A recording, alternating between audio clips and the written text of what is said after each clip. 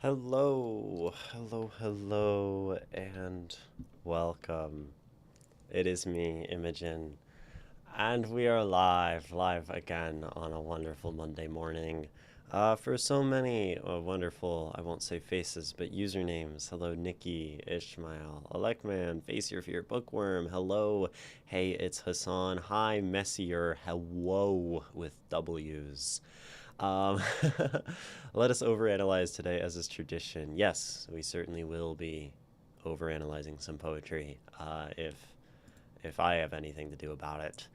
Um, Hassan, you say lovely background music. Can you tell me the playlist where this is from? Much appreciated. It is music that I made, um, and I it's on another YouTube channel. That's the YouTube channel where I have this song and some of my other bad music that wasn't quite as good. But I believe if you type in, who is Hassan? Hassan is in YouTube chat. Um, I believe this is the name of my uh, YouTube channel, as far as I am aware. Um, so you can find it there. That one is called what is it called? Um,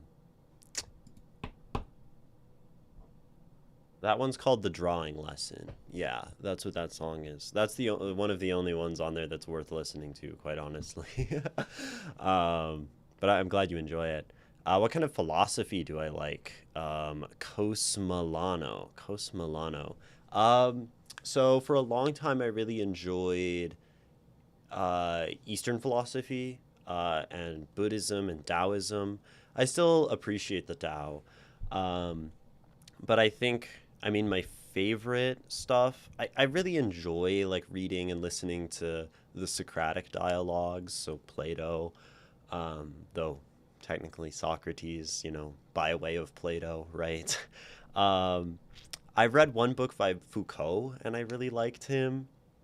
I think I enjoy. I also just enjoy philosophy as sort of a practice, Um, not so much in terms of always like reading philosophy books, right? But to continually try to gain knowledge, and particularly enjoy aesthetics, philosophy around art, beauty, why we create things. And I like philosophy of mind as well, perception, phenomenology, these kinds of things. Oh, you made the music. Yes, I did. Did Twitch try to copyright me? No. Um, I don't think Twitch really tries to like copyright you that much. And I mean, if they did, obviously it's my music.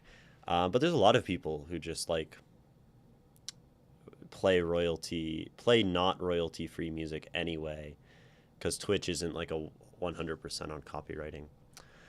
Um, what does it mean for something to be beautiful? Coming in swinging at the very start of stream um, with the big questions, right?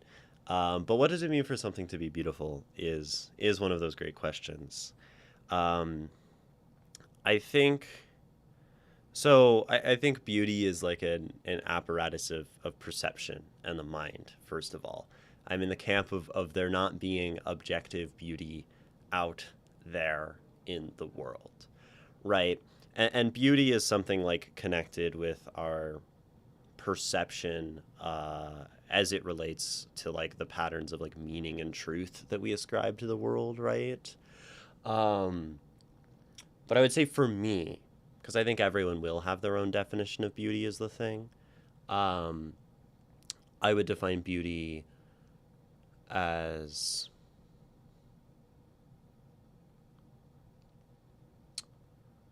the experience of not the experience. I would define beauty as active and attentive experience. Um, I almost think that's all there is to it.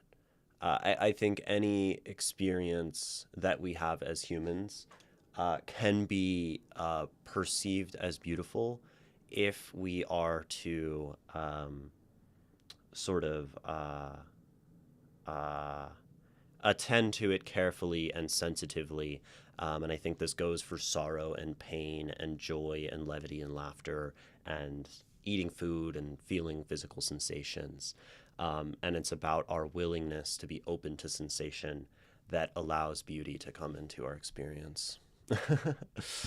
Something like that, I think, is my working definition of my beauty. You know.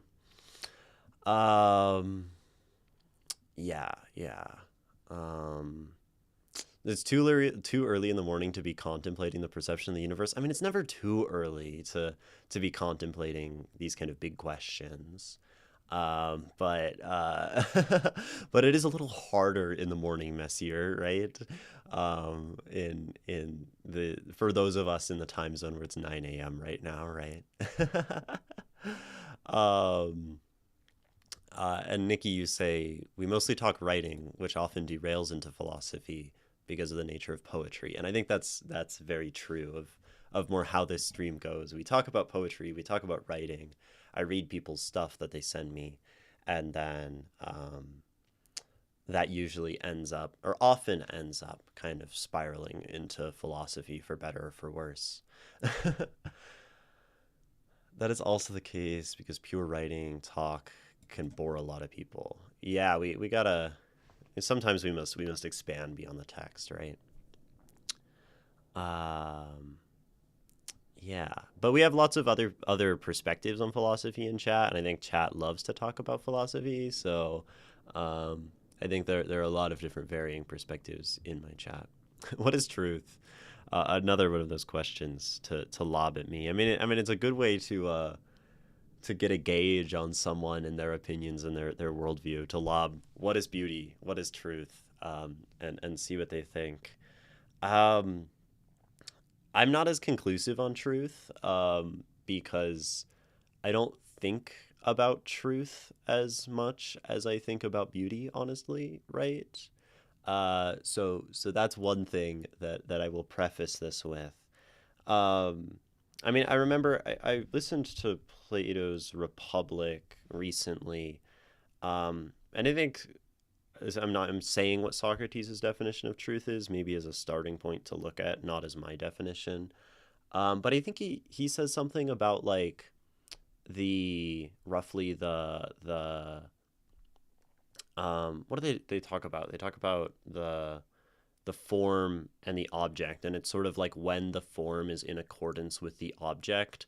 So when our sort of like mental constructions are sort of a even kind of representation of reality, right? And I don't totally dislike that.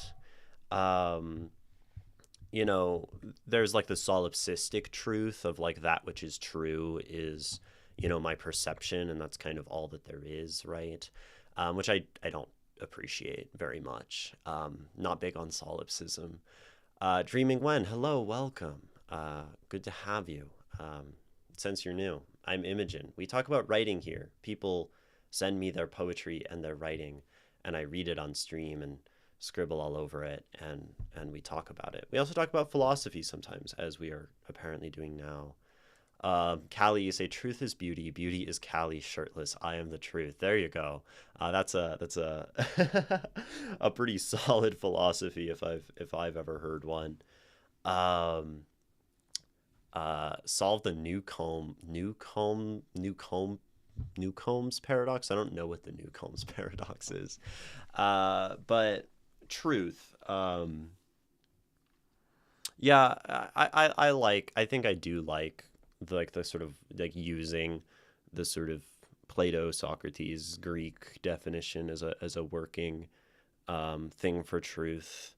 I don't think about it too much, but I think eventually, I mean, it's kind of dawning on me um, in my life that I need some solid footing, and maybe there isn't solid footing, and truth is kind of a relative moving target. Truth might be a feeling. I've thought of that too. Um, Truth is Ruth with a T. True. Truth. Hassan, you're from New Delhi. It's 9:30 p.m. plus 12 and a half hours from me. That's crazy. That's quite the schism of temporality. Let me know if you ever find out how to get solid footing. I still haven't figured that crap out. Yeah, so something I like is the idea of provisional truth. And I think I know that there are some philosophers who have used this term, maybe like Derrida and stuff. Um, but I only know that because I was emailing an old professor of mine from while I was still in college, and I was talking about art and how art allows some like provisional truth when we create something, when we interpret something, we settle on a truth that's satisfactory in the moment as an expression of ourself or our mind. Um, and I called that provisional truth. And he's like, oh yeah, like this is something that these other guys talk about in their philosophy and stuff. So a lot of my philosophy just comes from like approaching art and reading and thinking about these things on my own and kind of figuring that out. But provisional truth, right? We take the best that we have in the moment and kind of go from there. Provisional truth is also the concern of the natural sciences. So many things are concerned with it. Yeah, right. When we take the scientific method, right, it's a constantly yeah, that makes sense. It's an iterative process where we're getting closer to something that we kind of call, maybe there's like a pure truth out there in the shadowy distance. Um, but since we can't achieve that, and maybe we can never achieve that, we settle along the way for the best truth we have, right? Um, what are you studying at college? I'm not studying at college. I was previously in college. I was first studying music. I was studying the saxophone, as you can see, the saxophone back here hiding behind chat. Um, I can hold it up. Wow, saxophone.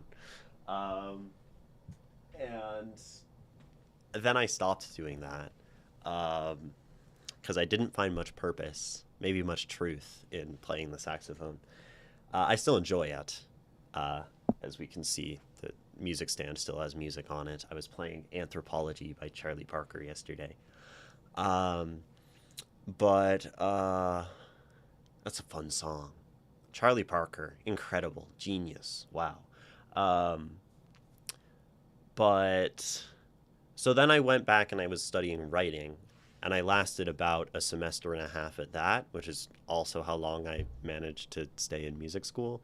And then I left college, and I've been writing poetry since then, and I've been looking to get back sort of somewhat into academic environments through like fellowships and these kinds of things, but currently not in college.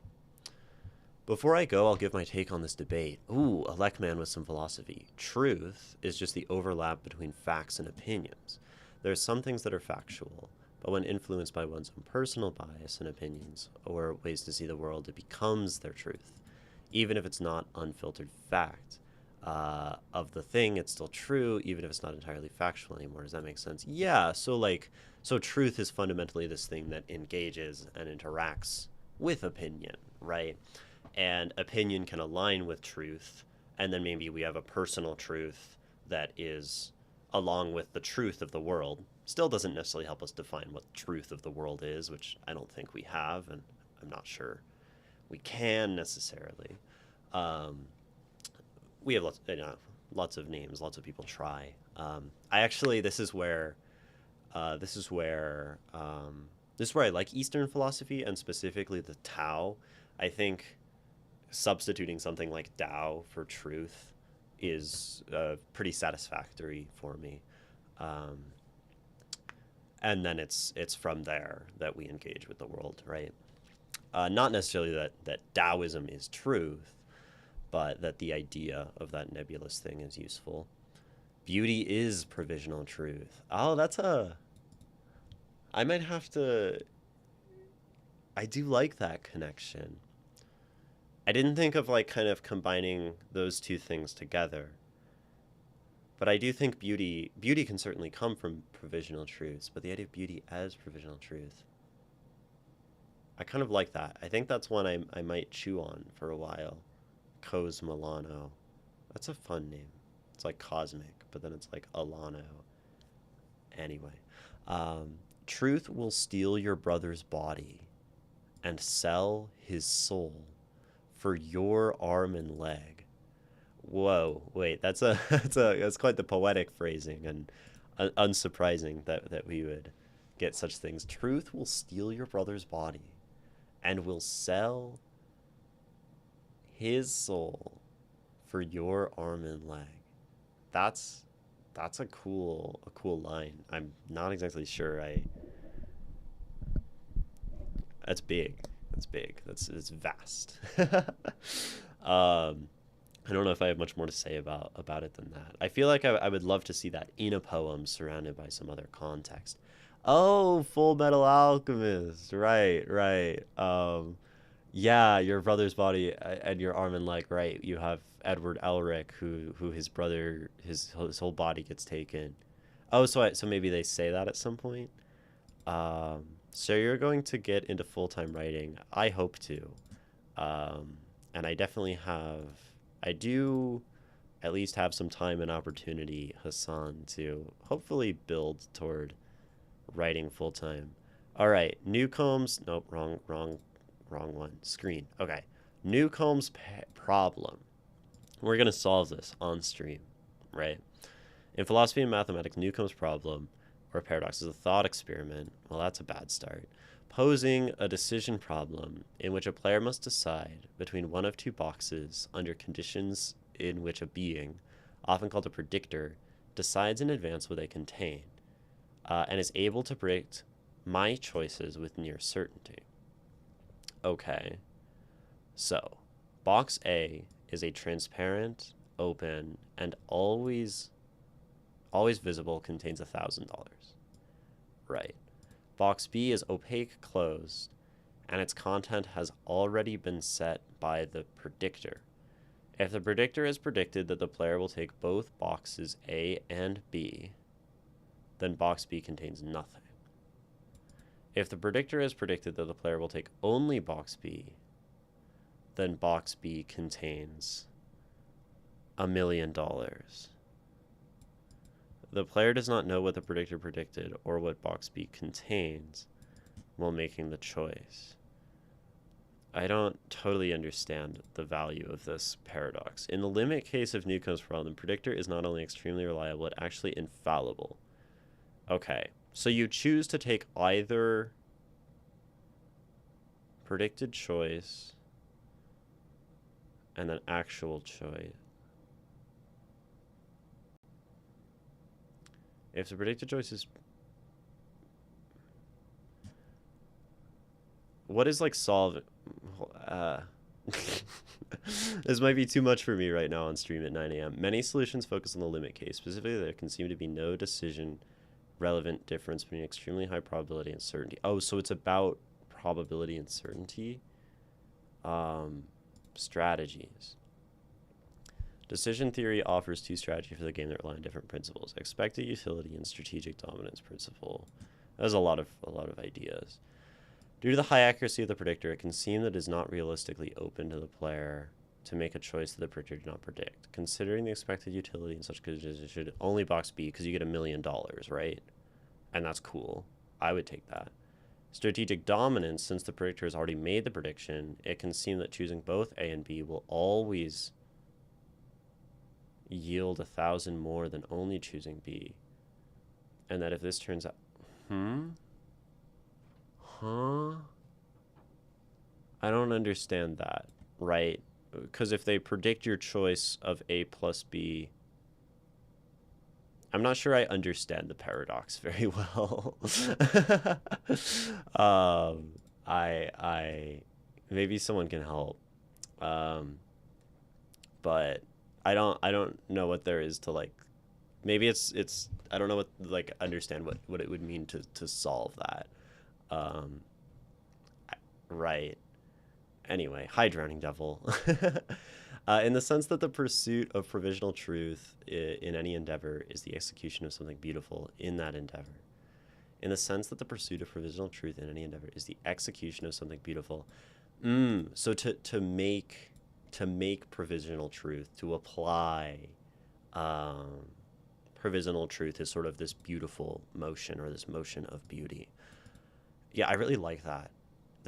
Yeah, I really like that. Cos Milano. This is something for my future ponderance. Um, you can't hear me. I don't think that's my fault because I think people have been hearing me for quite some time now, since the start of stream. Whoa, new channel name. We're all gonna die. I know. I put poetry in the channel name, and now, uh, it's all gonna fall apart.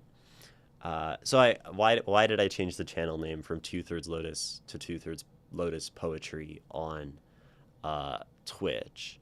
I did this because when you type poetry into Twitch, like if you just search up poetry, and I'm not live, my channel won't come up because it doesn't have poetry in the title.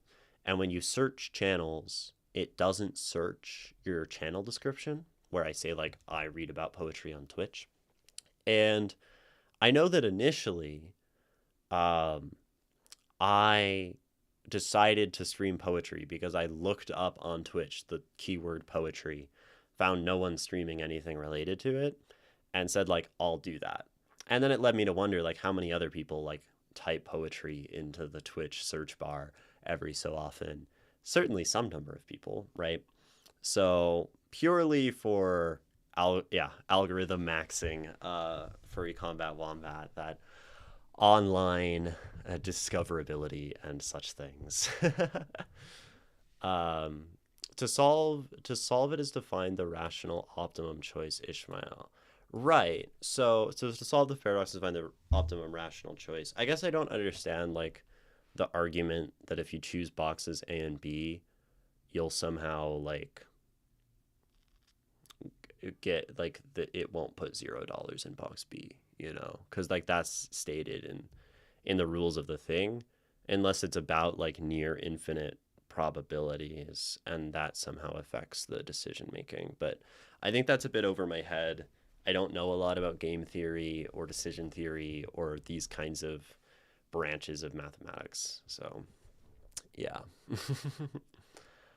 Looked up the Newcomb's paradox, and it's more of a tech bro CEO fetish. Just take both boxes. Okay. If anyone ever gives me a Newcomb's paradox, I mean, I feel like the gimmick is the predictor already puts the money. Yeah, I guess I don't. Yeah, maybe I need to think about it more, or like when I'm not live. The hard thing about being live on Twitch is, you're kind of people are watching. You're like pressured to keep saying words and keep talking, right? And then you drop, let's say you go on your streaming and you start to look at Newcomb's paradox, and it's like all these big abstract ideas that really take some like chewing on, and they're very unfamiliar to me. It can be quite hard to like grapple with that immediately live on Twitch, right? Um, uh, Hello, what's up? Hi, Dropkick, welcome in. What is up is that we're about to start reading some writings submitted by chat, which happens in our Discord server. Any interest in logic, Cosmolano? Um, I like pure logic with like syllogisms and like these kinds of things. Uh, I think that's probably what you're referring to. No, I don't like it that much. It's kind of I haven't spent that much time. Math, yes, I always loved math when I was younger, and I kind of just stopped doing it. I think because I didn't enjoy how I was being taught math in high school, and I really crave now to know, like to be fluent in calculus at very least, and I'm not. And I think that frustrates me. And like to have a better understanding of statistics, I think that really helps in the world, right? To be able to have that knowledge. So um, but I casually enjoy math, and I sometimes I think about numbers in my head, and imagine little mathematical situations or whatever. I love geometry. I love geometry. Are you gay? Asking with respect. I am gay. Yes. I mean, I guess I'm like pansexual. I'm fine with anyone, um, and I'm non-binary, so it's like gay. I kind of have to be, if your gender's in the middle or whatever. You're at least 25% gay. That's a good amount to be, Callie. Okay, who in who in my okay, cute. Yep, that's me. You have a poem submitted, Messier. Okay, awesome. Um, who else has things submitted to me that you would like me to read and analyze? I saw your poem. It's quite long, Messier. Seems exciting. Callie, didn't we read your stuff like just recently? So you're on the back burner for a little while. Has it been enough time? It might have been enough time for Face Your Fear. Um, Also love geometry. Did you know there's a sense where geometry and calculus are the same thing?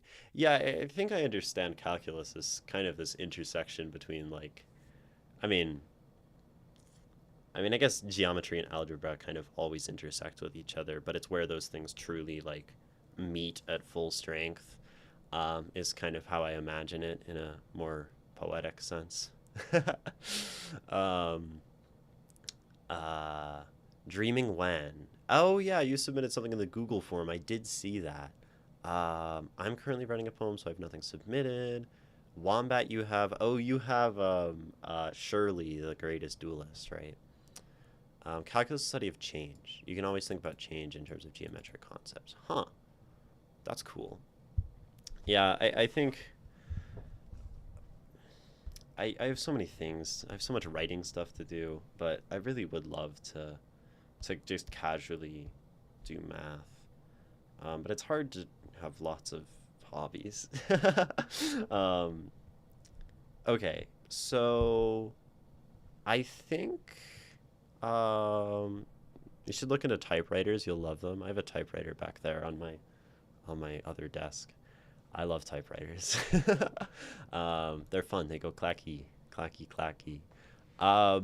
Okay, I think looking at chat, I'm probably going to defer to the newest, defer to the most novel. I'm always excited by people who are new to stream sending poetry, which means I think we'll read the poem submitted by Dreaming When, and I will have to locate it in the Google form, wherever that is. What is it called? The form's called YouTube submissions. So I'll pull that up, and then we'll read that one, and I'm sure we'll be able to read multiple poems today and talk about them, and all of that. What do I write mostly? I write mostly poetry. I am more than anything a poet. Um, I occasionally write kind of short story type stuff, but it's not really like often, but I do really like them, like kind of short story, personal essay kind of situations. If you want to find some of that stuff, I have a Substack that's probably linked in places. It's also where you can find some of my poetry. Um, yeah. And then I was working on a novel at one point, which is hella on the back burner. I world build for like role playing game campaigns, and I write RPG systems. I haven't published any, but that's something I would like to do. Is to like publish a zine that's a role playing game system. That'd be really cool to me.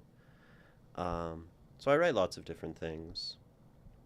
And I write poetry in lots of different ways. I think I tend to engage with all the different poetic things. Don't mind the black screen for just one moment. As we pull up poetry, the blinding light of the iPad screen, to read and write on. Excellent. Oh, is this like a sexual poem? That's awesome. We don't read those much on stream. Uh, yeah. Okay. For those who are afraid of human bodies, warning now. This poem appears to have at least light eroticism. um, yeah. Okay. Write a poem on agony? I'm sure I have in some way. Maybe not on agony as an abstract thing, but I've written my own little agonies into words for sure. Um, oh, and you have sprint, not a marathon as well, Wombat. That's right. Um, it is not my homework, but I would really love it for someone to solve the Newcomb's paradox. Yeah, I don't think you're like. I feel like an average Twitch chat is not the kind of people you would solicit to solve like a henceforth unsolved problem in mathematics that like probably really freaking smart scholars have approached. That seems uh, like a losing battle. Right, right. Yo, that's so cool. The typewriter, Smith Corona. It is a Smith Corona. Yeah. Um, it's like an electric one. Is it solvable or is it the new equation that stumps quantum physicists? I mean, it seems like it's stumped people so far. If it's still a paradox, maybe some of them are quantum physicists. I don't think Newcomb's paradox is new, despite the name. Right. Okay, this is Reverie by Dreaming When. And we're going back here because they asked a question. Apologies if this submitted twice. Google Forms glitched. I don't think it's submitted twice, so you're all good. We're going to take this one and also put it in here so that we can look at your question and talk about your poem as best as we can. Okay, so. Lovely to get into writing. Question. I feel that because this poem ends openly, it leans more anticlimactic. So I wonder if I start decently, but then lose momentum toward the end of it. Okay, that is an excellent question, right? Uh, does it lose momentum? And this is something that I think can happen a lot when we write poetry, right? As a little preamble, we can really like start strong a lot of the time, and I find this happens sometimes my in my writing, right? We start with a lot of momentum sometimes because it's like, oh, I got these cool lines, I've got this cool idea, and sometimes if we fail by the end of it, or we feel that we failed to kind of wrap it up, it feels like it just sort of peters out into something vague and abstract. That can happen a lot with poetry. Also, we can try, and sometimes it just feels like some ideas are too difficult to resolve. An open ending doesn't have to be anticlimactic, but we will see, right? That is certainly something we will think about. Here is Reverie by, what's your username? Dreaming When, right? Dreaming When? Did it have like two N's or something? I don't know. No, not two N's. So we'll read it, we'll analyze it for a long time, we'll talk about it. By the way, it was so pleasantly surprising to find someone who analyzes poetry on like a stream. So I'm really, really happy to be here. That is so great to hear. I love that people are interested in this because I love analyzing art. I love talking about it, breaking it down, and I think it's very valuable. And I also get to give something to other people by reading their stuff. Here is Reverie. Who are you who aches in me like the night? You tempt me to surrender into my own unfolding. Here I lie, so timid before you that I possess nothing. Could you please kiss me at my secret, the mole above my breast? I could keep your face in my palms and tell you you are safe here to shiver and cry. We could be wild and lonely in one another. We could want in this enough that it creates us whole, as flawed as one can be. You know this. My body is a terrified thing. So when I curl my face into your shoulder, I only ask of you to tell me what you were like when you were small. Tell me what you imagined the world could be. Tell me about that dream you always remembered. Tell me about how you could hold the light. Reverie by Dreaming When. So, something I noticed that I found, like, just on a first read, really nicely kind of satisfying, right, is there's a sort of, like, symmetry to this poem. And I think things like symmetry, things like repetition, things like kind of cycling back on ideas can help something feel complete, right? And something I noticed was, I could keep your face in my palms, right? Tell you you are safe here to shiver. And then later we kind of circle back to me when I curl my face into your shoulder. I ask only of you to tell me, right? So we get this sort of, um, kind of even reflection of these two people helping each other in this intimacy, in this sort of, very human struggle. And they're, kind of very symmetrically placed in this poem, right? There's like about an even 1/3 here and an even third here, and then like the middle third, which I think is kind of cool. Um, Fucking hell, that it's hard. This is a beautiful and emotionally intimate, nice poem. Yeah, and I think, it really, I think it's cool because it does a couple of things. It has this very small moment, right, between these two individuals. We'll just leave it as individuals for now. Um, and kind of in this moment of intimacy, of trembling, of smallness, and then at the end we sort of expand out into these like big ideas, these ideas of dreams and light and imagination and memory, right? So I think this works pretty nicely, right, in its way that it transcends like the small to the large, right, the abstract and the concrete, kind of playing with a lot of that space. I'm going to read it again. Feel it a little more this time. Reverie. Who are you, who aches in me like the night? You tempt me to surrender into my own unfolding. Here I lie, so timid before you that I possess nothing. Could you please kiss me at my secret, the mole above my breast? I could keep your face in my palms and tell you you are safe here to shiver and cry. We could be wild and lonely in one another. We could want in this enough that it creates us whole, as flawed as one can be. You know this. My body is a terrified thing. So when I curl my face into your shoulder, I only ask of you to tell me what you were like when you were small.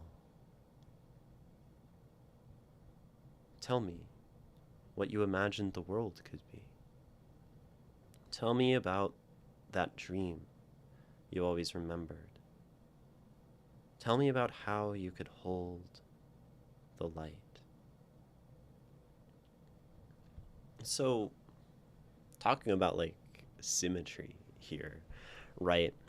At the end, right, we sort of have this motion that I really like of escape, right? These two people kind of escaping together through memory. I think which is very contrasted from the beginning, right? I think we're talking about something more bodily in the opening, right? Even just to start with something like aches in me, right? Aches in me. There's there's a hurt here, and it's kind of physical or at least has some tangible sensation to it, right? And then you tempt me to surrender into my own unfolding, right? And unfolding to to think of maybe paper, maybe that starts to imply like skin, which we have later, but again to show some kind of physical motion, right?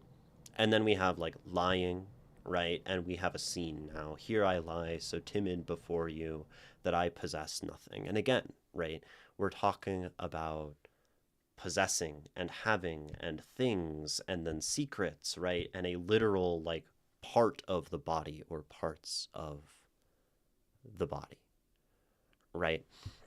So this poem begins very tangible, right? And I think this contributes to that sort of one feeling of smallness, right? The smallness of the human body with another, or just the smallness of us, in our very, very limited kind of tangible experience, right? And then in the middle section, right, I think we start to transition with this line of kissing the mole above my breast, right?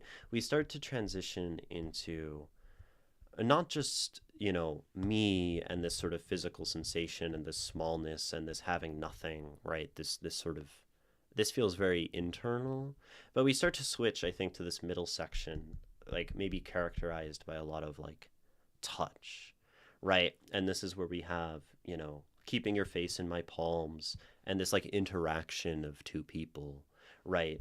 to to make each other safe, right? To cry, to shiver, to be in contact, right? And then to be wild and lonely in one another, right? And this maybe is sort of the turn, right? The turn that is love, as this poem defines it, to go, or not love, but at least intimacy, right? To go from being alone and being alone to being alone but being with someone else, and being alone but somehow physically, tangibly supported, helped, have one's pain kind of eased, right? And we have like the introduction of we, even. We're up here, right? It's who are you, this kind of nebulous thing, and then you and me and my and I and you, right? And we don't get we until we could be wild and lonely together. We could want this enough. So we sort of have this union, right, that occurs just in the language itself, where we're moving from I and you, sort of these necessarily divided things. Even the fact of I implies you, and the fact of you implies I to exist. But then in the middle section, we sort of somewhat transcend this, and we find a way to unify these as, right, we. Uh, and I think, as a poem about, to be together with someone else or something else, right? This is sort of one of those like beauties of humanity, to feel that one is not alone, to feel connected in this way, right? And then we could want this enough that it creates us whole. And this is like a really interesting line, certainly showing off like the function of poetry, that it does not need perfect grammar, right? That it does not need to follow exact rules of English, right? We could want this enough that it creates us whole. And like on like a very like logical reading, to create us whole is sort of a strange thing, right? I guess you could say to sort of be created entirely out of nothing is one way to read that, right? But I think more that I look at this line as it creates us um, in being together. We are sort of recreated, right? We are sort of changed in some way into something that is no longer broken and separate, maybe two people that are halves of a self.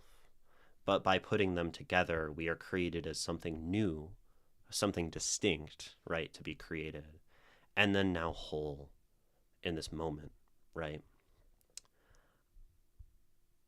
As flawed as one can be, you know this.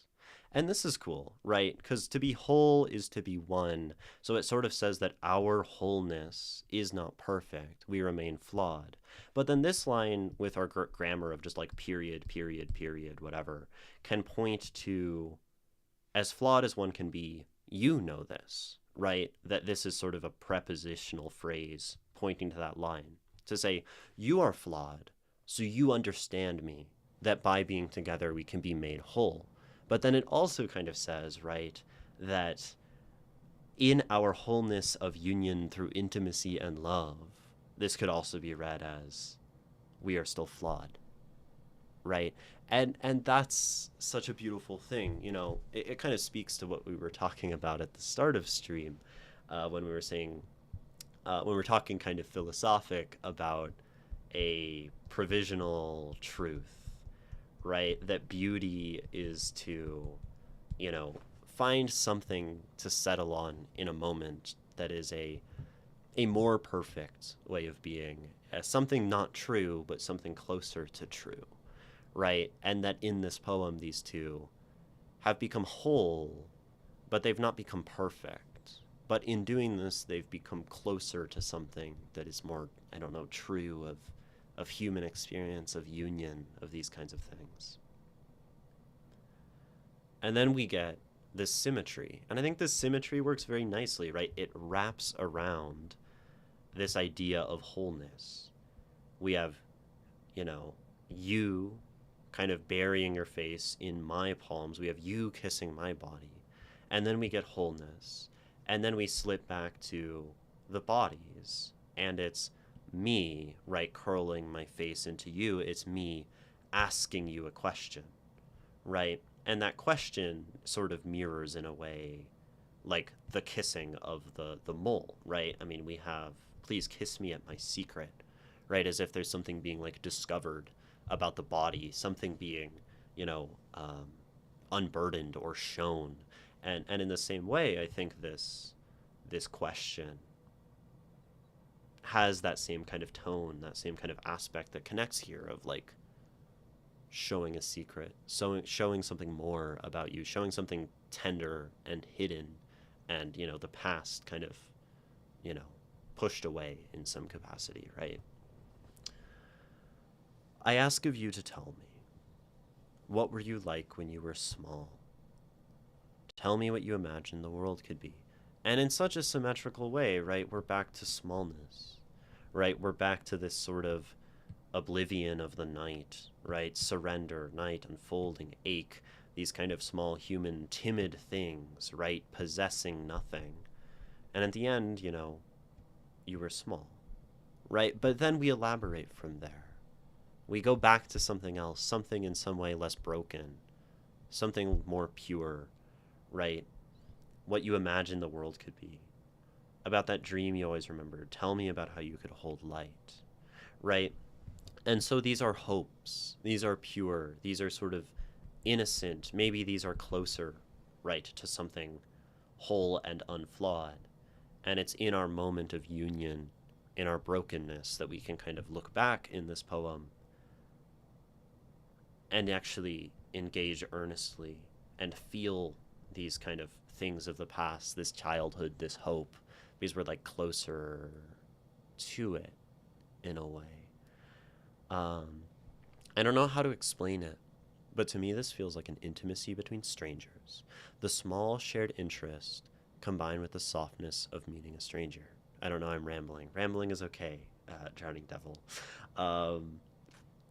I mean, there is a feeling of, there is some feeling in here of not knowing, right? And maybe that feeling is always present in love, whether it's kind of new or old.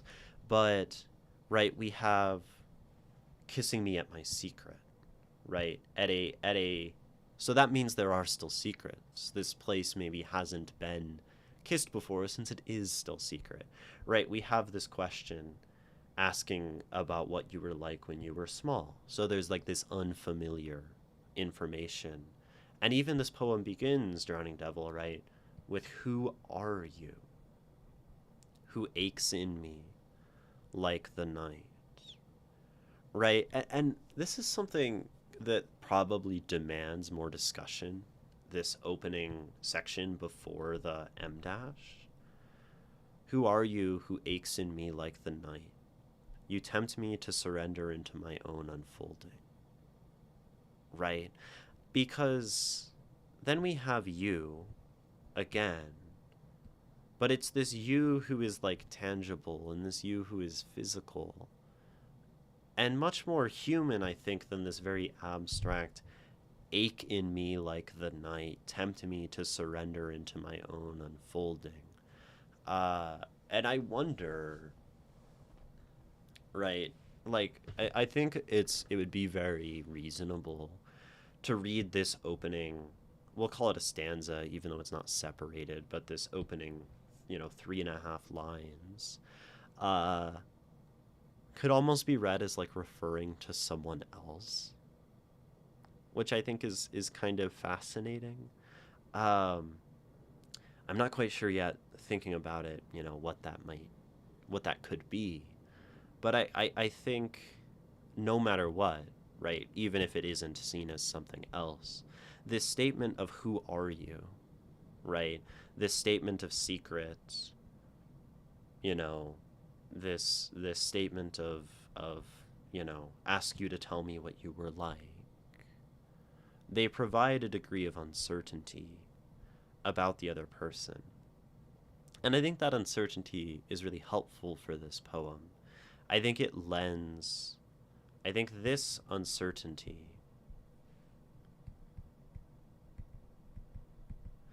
lends itself to the feeling, one, of like imperfection, right? Because if I am kind of uncertain about you and I don't know things, but I'm still choosing to engage in this intimacy and this love, as love necessarily is as humans, right? Then it sort of speaks to that, that love and intimacy will always have some degree of disconnect, maybe, right? Always have some degree of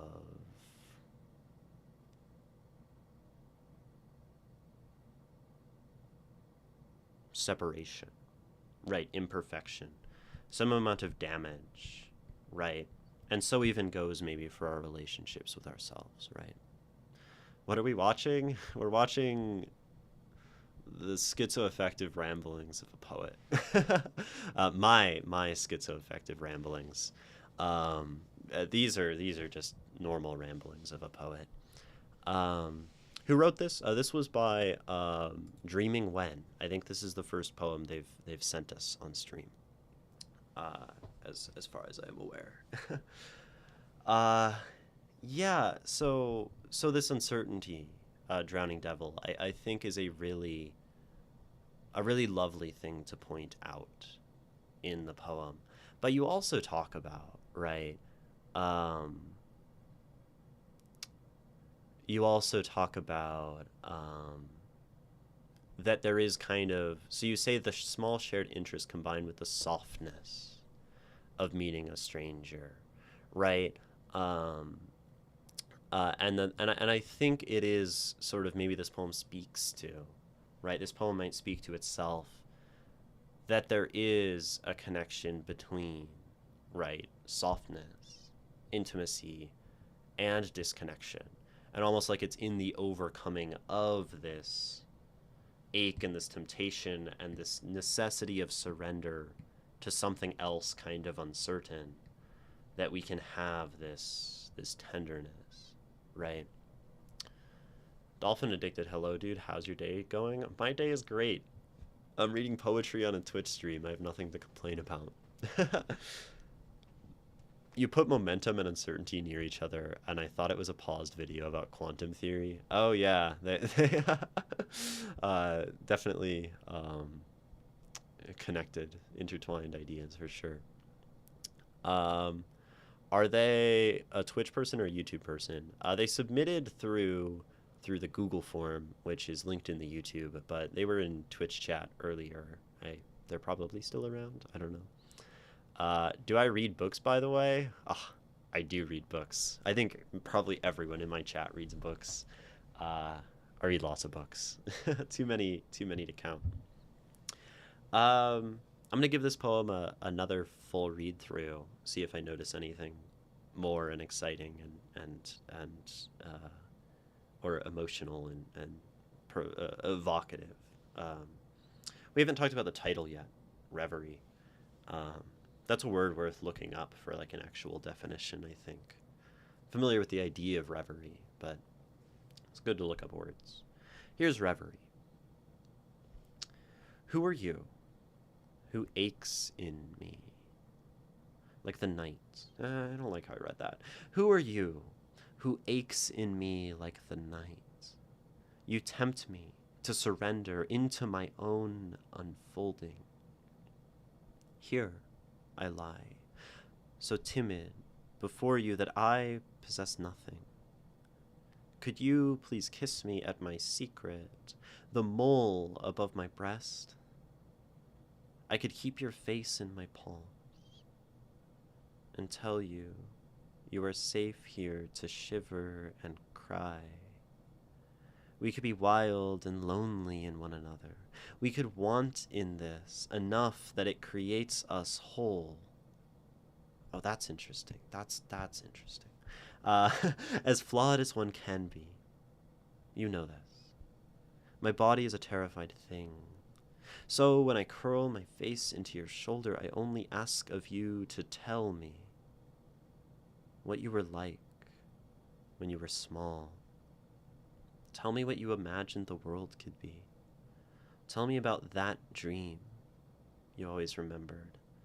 Tell me how you could hold the lights. Okay, another cool thing, right, is light is at the very end, and we have night at the very beginning, and we get this really, like, full start to end concluding rhyme, right? That kind of mirrors very naturally the poem. But something I saw in here, this line, we could be wild and lonely in one another. We could want in this, which is a great want in this, right? Not want this, but to want in it. Enough that it creates us whole. And I think this maybe is that line that kind of connects us between this idea of imperfection and love, right? That it is even in the loneliness, right?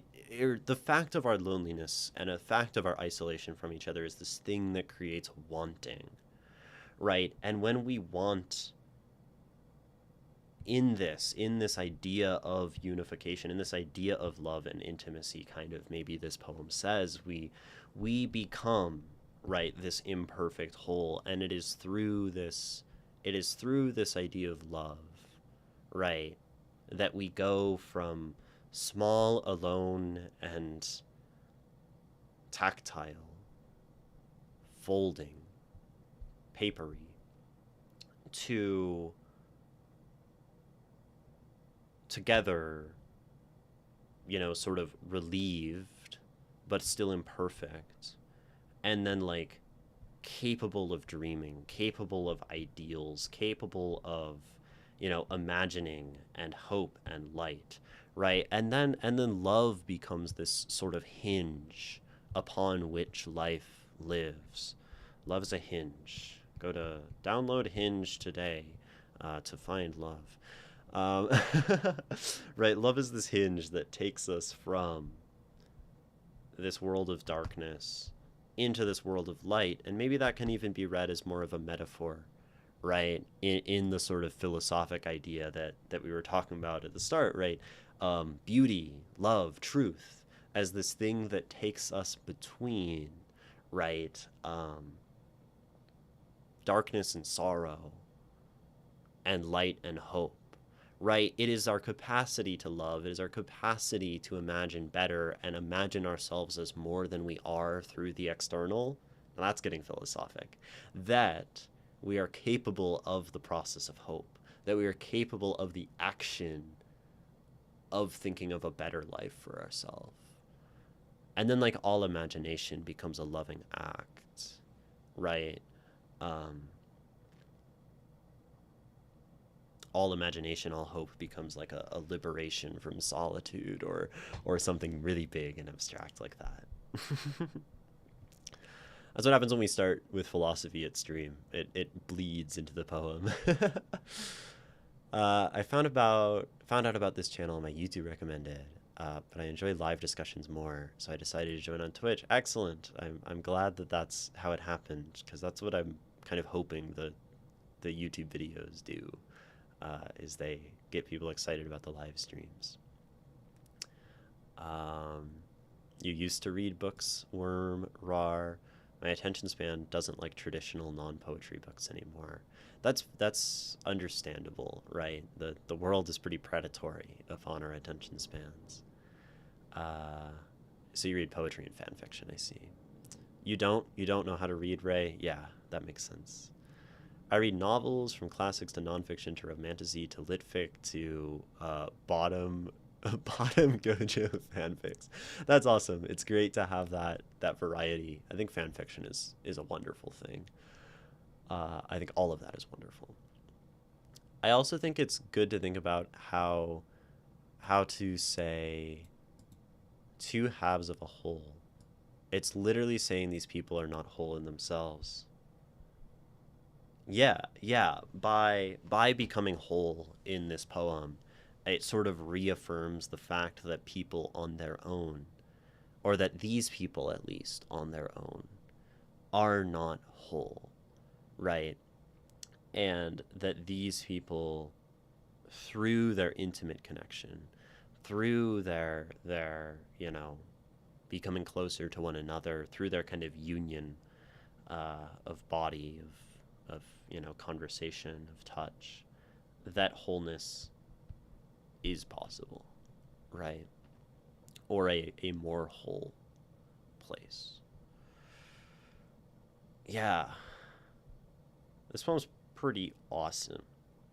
Tell me about that dream you always remember. Tell me how you could hold the light. I also love, like, the dream you remembered, right? And, like, who are you who aches in me in the night, right? Almost, like, connects to this idea of dreaming, a dream as an ache in the night. And maybe, like, a kind of... a kind of sad turn that we could read in this poem is that this who are you of the night, who teaches me how to dream, they are in themselves not real, right? You mentioned the idea of a stranger drowning devil, and I think it's not too difficult to read this poem as you being a dream, right? You, right, being an ache in the night, tempting me to, this thing that comes in the dream, right? And here I lie so timid, right, in my bed, alone, trying to sleep, possessing nothing, right? Sleep is kind of this most vulnerable place, right? And what knows one's own secrets better than one's own mind, right? I could keep your face in my palms. This doesn't really almost make sense as imagery, right? To keep someone, I mean, I guess you can keep someone's face in your palms like this, but you can also keep a face in palms like covering the face crying, right? So you have like this option and you have that option in the poem. And if you is like a product of self, then this keep your face in my palms becomes laying in my bed with my hands over my face because I'm in agony, right? Trying to convince myself that I'm safe to shiver and cry, right? We, this product of mind, wild and lonely in one another, maybe you, right, as this sort of like inner child self, right, asking me to tell me what I was like when I was small, when things were simpler, when I could dream good dreams, when I could dream of light, right? When I could not like toss and turn in solitude, alone at night. And then like bam, it's not a love poem. uh, I think that's a whole entirely separate valid reading of this poem that is quite cool. Um, and I think this poem is vague enough to allow that kind of motion where the whole thing can get flipped on its head, which is something I do enjoy. Reverie is a word that I said I was going to look up for a precise definition. A state of being pleasantly lost in one's thoughts. A daydream. Or an instrumental piece suggesting a dreamy or musing state. Or archaic, a fanciful or impractical idea. I actually want to look at the etymology of this word, because it seems connected with the idea of dreams. Connected to revelry. Interesting.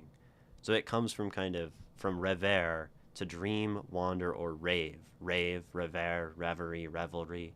Okay. Daydream.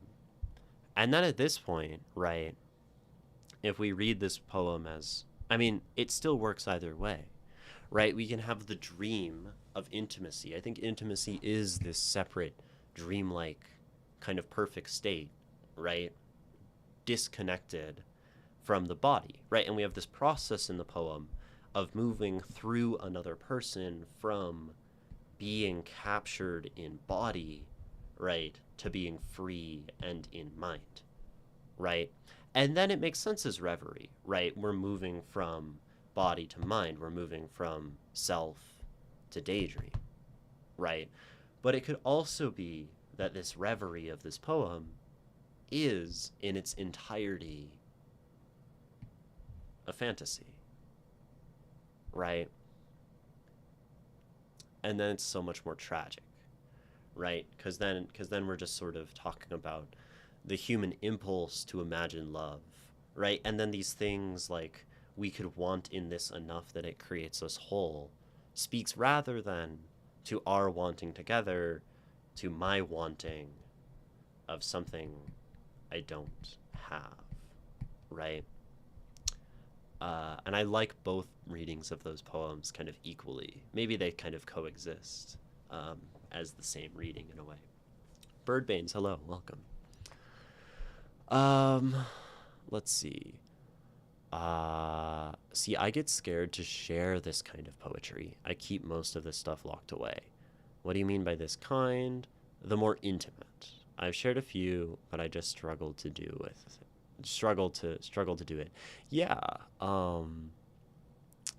Right, the idea of those like intimate interpersonal connections. I mean, when you're talking about, right, someone, or also that like physical intimacy, right? That kind of close connection, especially depending on the person, right? For many people, those kinds of memories take on a more damaging tone, a more traumatic tone, and so those become harder to share. For some people, right, they are less so, and then they become easier to share. Some people just don't have that much intimate connections. Like you say, bookworm. I don't have any close, intimate relationships to write poems about, so I don't understand wanting to share something this wonderful. Not wanting to share something this wonderful. Yeah, so I think there are a lot of things that can change our perception of why we would want to share a poem, right? And to one person, what is very beautiful, to another can be very painful, or something that just is kind of anxiety inducing or scary to share out into the world, right? Some people keep their intimacy very close to their chest, right? Anyway, I think that's like a decent, cursory look into this poem and some of my thoughts on it. Oh, we didn't actually answer your question. I was going to ask if you had any other questions, Dreaming When, and if you have other questions about this from what I've said, or if anyone has questions, now's a great time to ask them. But I should probably address the question that you initially asked because you asked it, right? um, and I said we would. I feel that because this poem ends openly, it leans more anticlimactic. So I wonder if I started decently, but then lose momentum toward the end of it.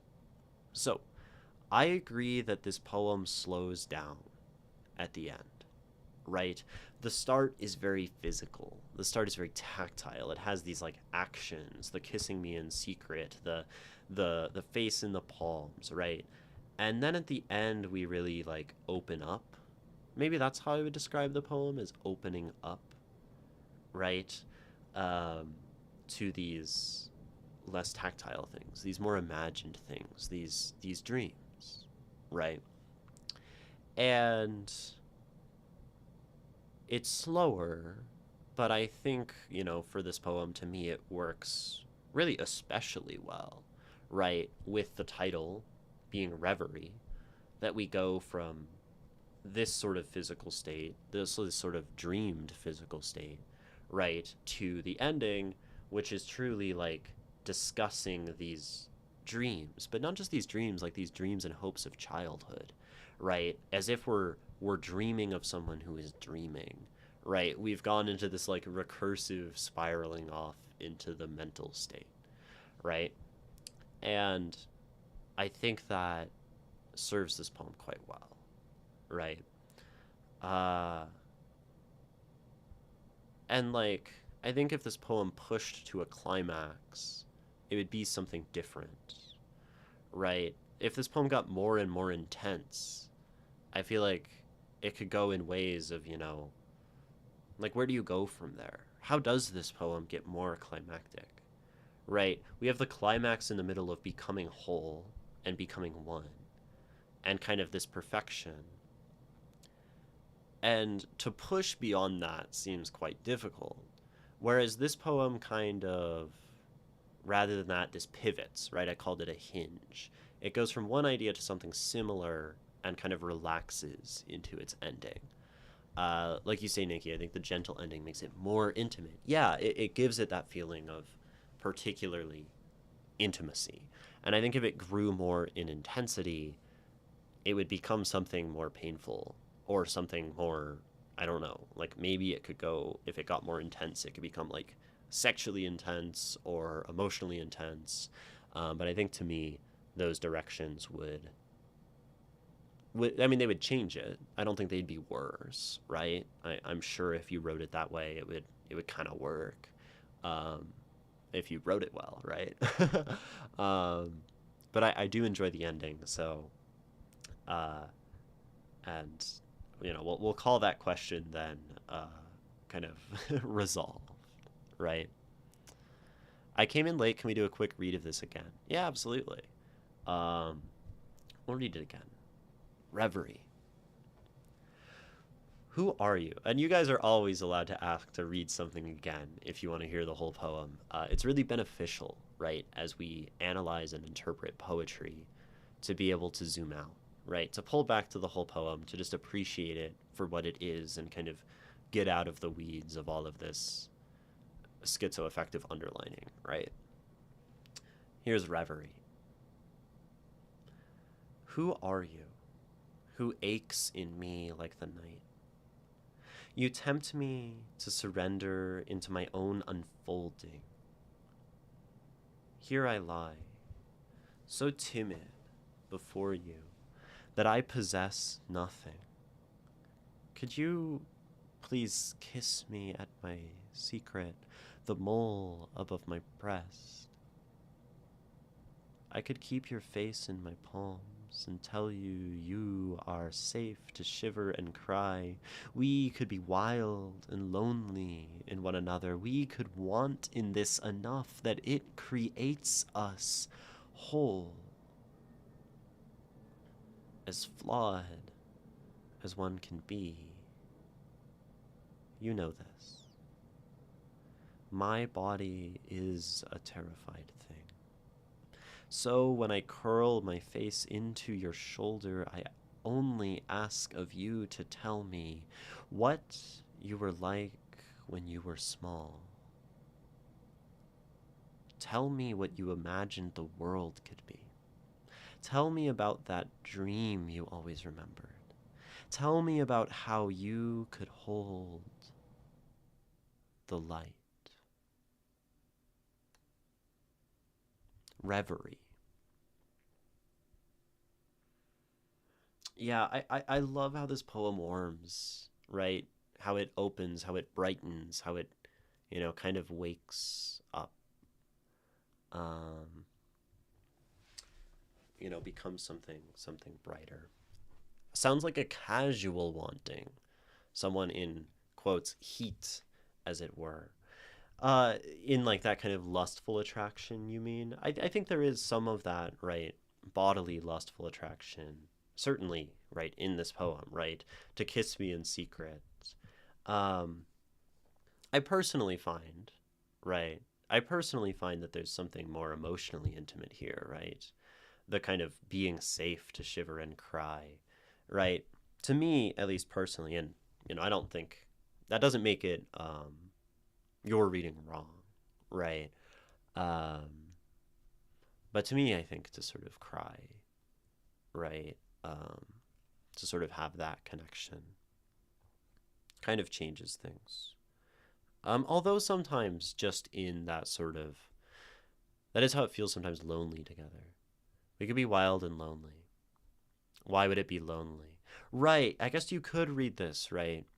As the attraction not being something emotionally fulfilling. No, I see what you mean, right? To be wild and lonely together, right? That is like sort of sexual without the connection, right? And then we sort of have that reading, right? We create something whole but still flawed, right? We create something um, that by all appearances is loving, but at the end of the day, it's not, right? And doesn't allow us this thing. Uh, and then we sort of have this thing where like we begin in like temptation and surrender and timid and possessing nothing. And right, these words almost carry this like religious feeling, right? And I think like, in like a negative kind of connotation, right? If we read it as temptation, right? And all of this and being made nothing, right? And then we get to the end, right? And we sort of imagine the idea of having actual light.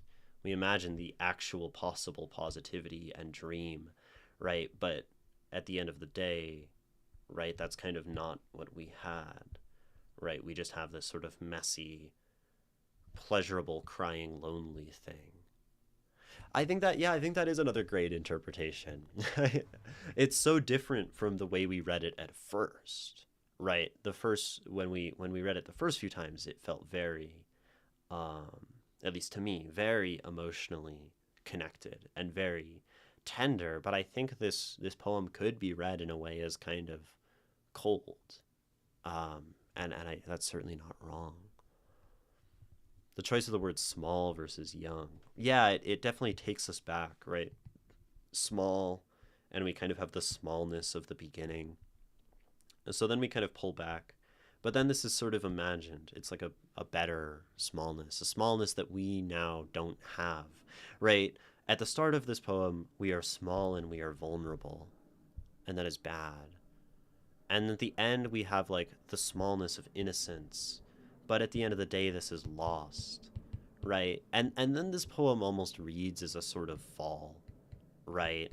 How have we got to this place where we are alone and wanting, where we are flawed but connected, where we are crying in our intimacy? What happened to simple dreams? What happened to light? What happened, right, to reverie? The last sentence confuses me. Tell me about how you could hold the light. Yeah, I mean, so I find that it connects back to the beginning, right? Birdbanes. That's a good name. It's like bird brain, but it's bird bane. Um, right? It connects to this opening. Who are you that aches in me like the night? Right? We've come from like this darkness to this lightness, and I think to me, sort of no matter how we choose to interpret it, this light kind of acts as some kind of contrast to the darkness of the beginning. Whether this is like finding actual hope, actual connection, actual innocence in our collective reverie, right? Or whether it is, you know, a memory of something we have lost, right, through it being when you were small. Or whether it's our other reading of, you know, sort of dreaming about one's own past, and this whole scene being carried out in solitude, and this whole scene being like oneself in an internal discussion. Is that what the last sentence is supposed to be? Just to circle back? I don't. I mean, it doesn't. I don't know about supposed to, right? Um, I'm not. I did not write this poem, but I certainly read it as something that does function to do that as one of its purposes, right? Um, but I think there is like an important question there, right, about the sentence itself, right? Tell me about how you could hold the light and what this light actually is, right? And I do think that kind of the darkness of the beginning maybe can help us understand the light of the ending, right? And I do think this light to me is something. I think this is innocent. I think this is pure. I think this is sort of unbroken. I think this is not kind of damaged by life and whatever the things are in the middle of the poem that are making us sort of cry and be terrified and tremble, right? There's like a smallness without the weight of adulthood. It reads differently to me, probably also why it's confusing for me. It reads like why the object of desire can thrive when the writer cannot, or see that they cannot. Yeah, right. Um, why the object of desire can thrive. That's interesting, right? That you know what you imagine the world could be. That dream you always remembered. Tell me about how you could hold the light. And I think maybe I don't know if this helps, but it's that you like to me it's that they could hold the light, right? It's what you were like. This ending is past facing, right? And in the sort of present of this poem, right? You are keeping your face in my palms, and you are unsafe and shivering and crying. And I am curling my face into your shoulder, right? And also sort of unsafe and damaged and broken, right? And this speaks then somewhat to like some other time, some dream, right? Some reverie, at least to me. I added a new poem today and one a while ago. I don't know if it's been read or not yet, though. Both are kind of gloopy sounding. That's an interesting descriptor for a poem. The newer one is more like written in one sitting without editing. That's like all my poems. um, okay. Um, tie that to how the entire piece feels casual. The wanting of the object of desire, feels almost like wanting to take in the object that thrives to complete. The writer, as it were, but this is not a romantic one, it's one of survival. Probably why it's casual. Probably because it feels casual. Wait, people edit poetry? um, okay, hold on. That's an interesting message. Okay. Tie that to how the entire piece feels casual. The wanting of the object desire feels almost like wanting to take in the object that thrives to complete the writer, as it were. But it's not a romantic one, it's one of survival, probably why it's casual. Yeah, I mean, if we frame this as something sort of casual, not knowing each other, right, then maybe that desire is kind of a manifestation of a craving for true connection, right? A craving for um, genuine intimacy, right? And maybe that is the thing that would allow completeness or something. Um,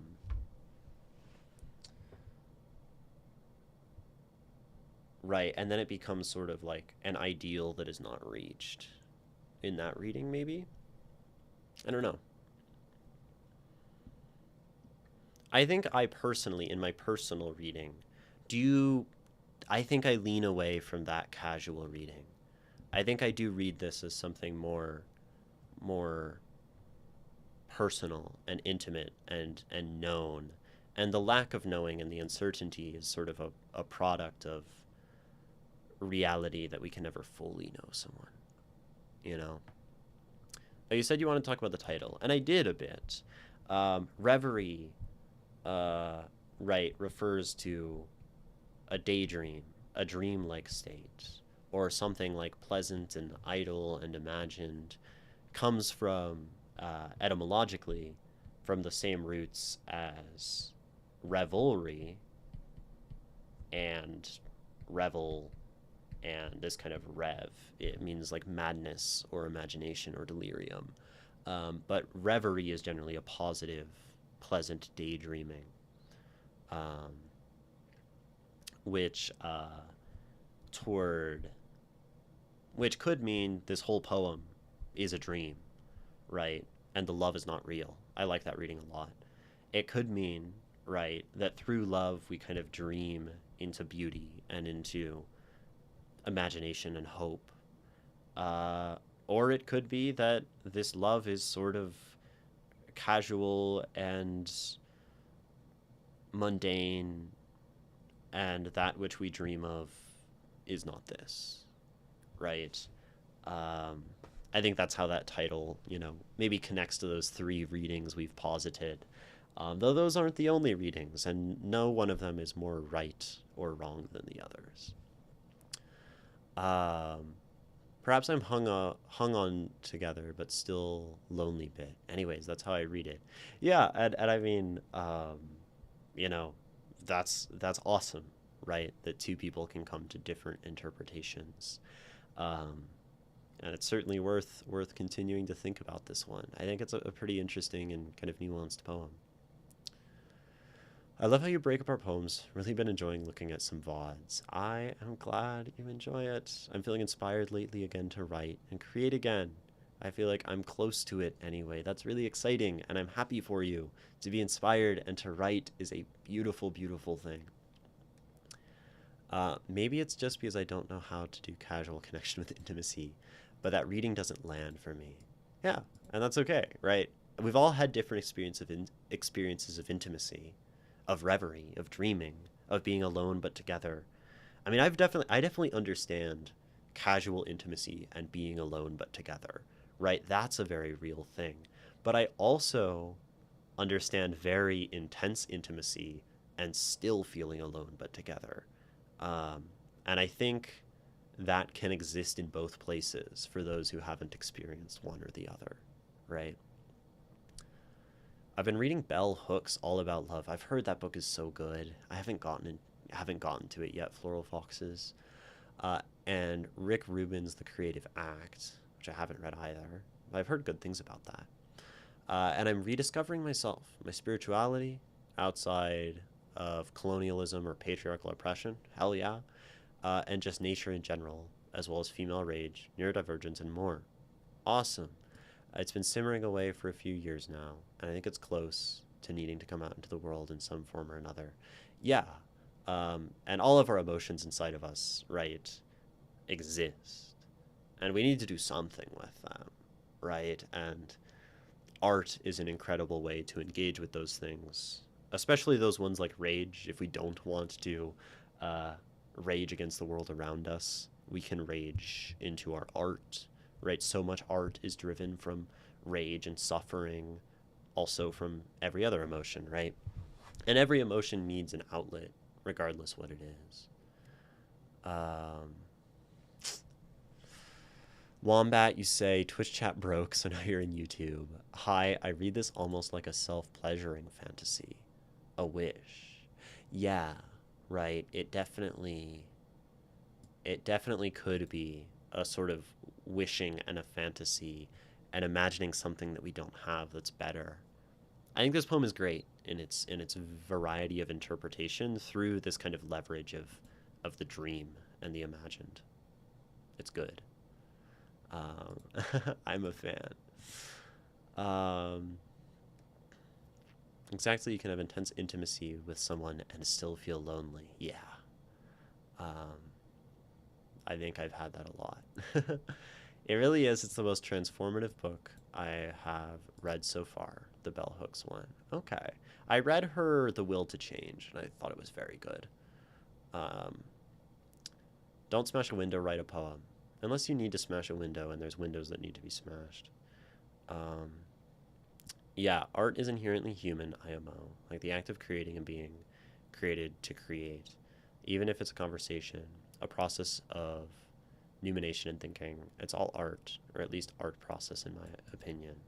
Yeah, art is all creation, art is something human. I like these ideas. Anyway, I think that's going to be like all for this poem Reverie for today. Um, does anyone else have any other questions or comments on it? I think we've talked about a lot of different angles of this poem. Uh, and I think we've dug into it. We answered the original question from the wonderful Dreaming When. Uh, but if there's anything else that people still are hung up on this poem, uh, now would be a great time for any quick questions. Honestly, I think the advent of the internet has made the idea of intense intimacy while feeling lonely more intense. Yeah, probably. I mean, you're in the interesting position of having experienced life kind of before the ubiquity of the internet. So I don't even know, right, how that would have changed. Um, I think love maybe feels different in older media than it does now. I don't know. You'd be all alone in a crowd. Yeah. Is it even possible for intense intimacy on the internet? On, I haven't had success. I've had intense yearning, but I don't think one can have that intimacy. But the internet also maybe, and our free ability and our constant ability to enter the oblivion of the internet, I think probably desaturates the rest of our lives. Or I won't speak for everyone, but I think for many people, life is desaturated by the internet, by the sort of constant pornographic nature of social media and kind of consumption online. Uh, and I think I use that word pornographic very intentionally. And I think any kind of consumption of life that takes on that just constant, again, that quality, um,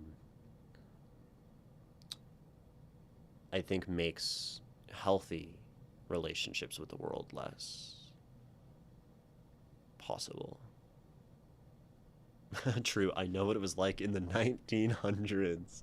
Yes, in the 20th century. I, on the other hand, am a 21st century digital boy and do not understand the 20th century.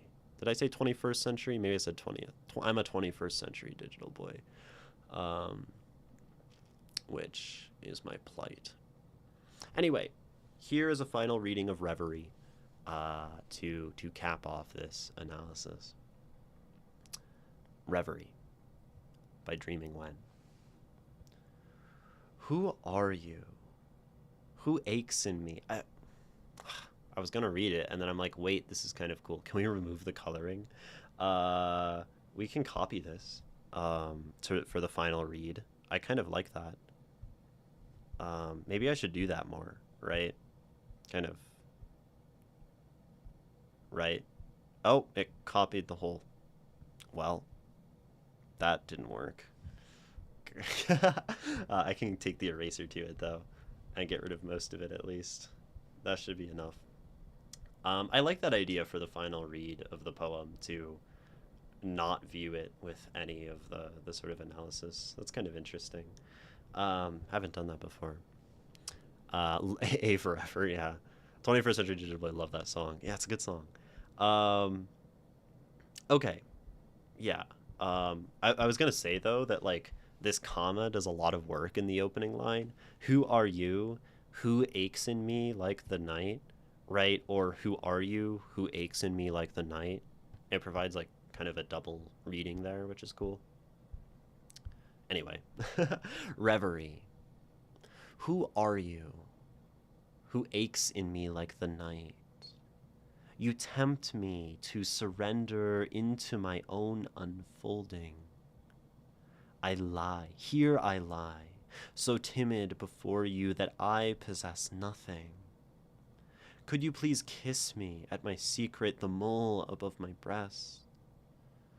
I could keep your face in my palms and tell you you are safe here, to shiver and cry. We could be wild and lonely in one another. We could want in this enough that it creates us whole, as flawed as one can be. You know this. My body is a terrified thing. So, when I curl my face into your shoulder, I only ask of you to tell me what you were like when you were small. Tell me what you imagined the world could be. Tell me about that dream you always remembered. Tell me about how you could hold the light. Reverie by Dreaming When. I didn't mention it, but I really love the enjambment in that poem, the use of the line breaks. I think there's some really clever moments in that. Worked quite well. Anyway, Dreaming When, thank you so much for submitting that work, especially as the first work you've submitted to stream. It is a wonderfully courageous thing to do, to share your art with strangers, with people. And thank you everyone who gave comments and gave your time to that poem. I think it is your alternate ideas and interpretations that can help me and help us collectively understand a poem more deeply. And that's really meaningful, I think, to me and probably the author of this poem. And yeah, again, thank you, Dreaming When, for this poem. I think they might have left stream by now, left chat, but if they're watching the VOD, then I'm sure they'll see it. Oh, you're still here. Awesome. Thank you. Yeah, okay. And you're welcome. You are so very welcome, Dreaming When, for reading this poem. And it's a lovely thing. Okay, we're going to take a little break to, decompress from that poem, set our minds so we can read another one. During this break, I would encourage you all to stand up and move your body if and as much as you are able. Drink some water, have a snack, go to the bathroom, do something caring for your physical form. I just ideally not remain seated if that's possible, and to not keep staring at the screen, not switch a tab, not watch the ads, etc. And we will be back in just a few minutes. You might have to go, then enjoy your night, Dreaming When. Go have a good dream.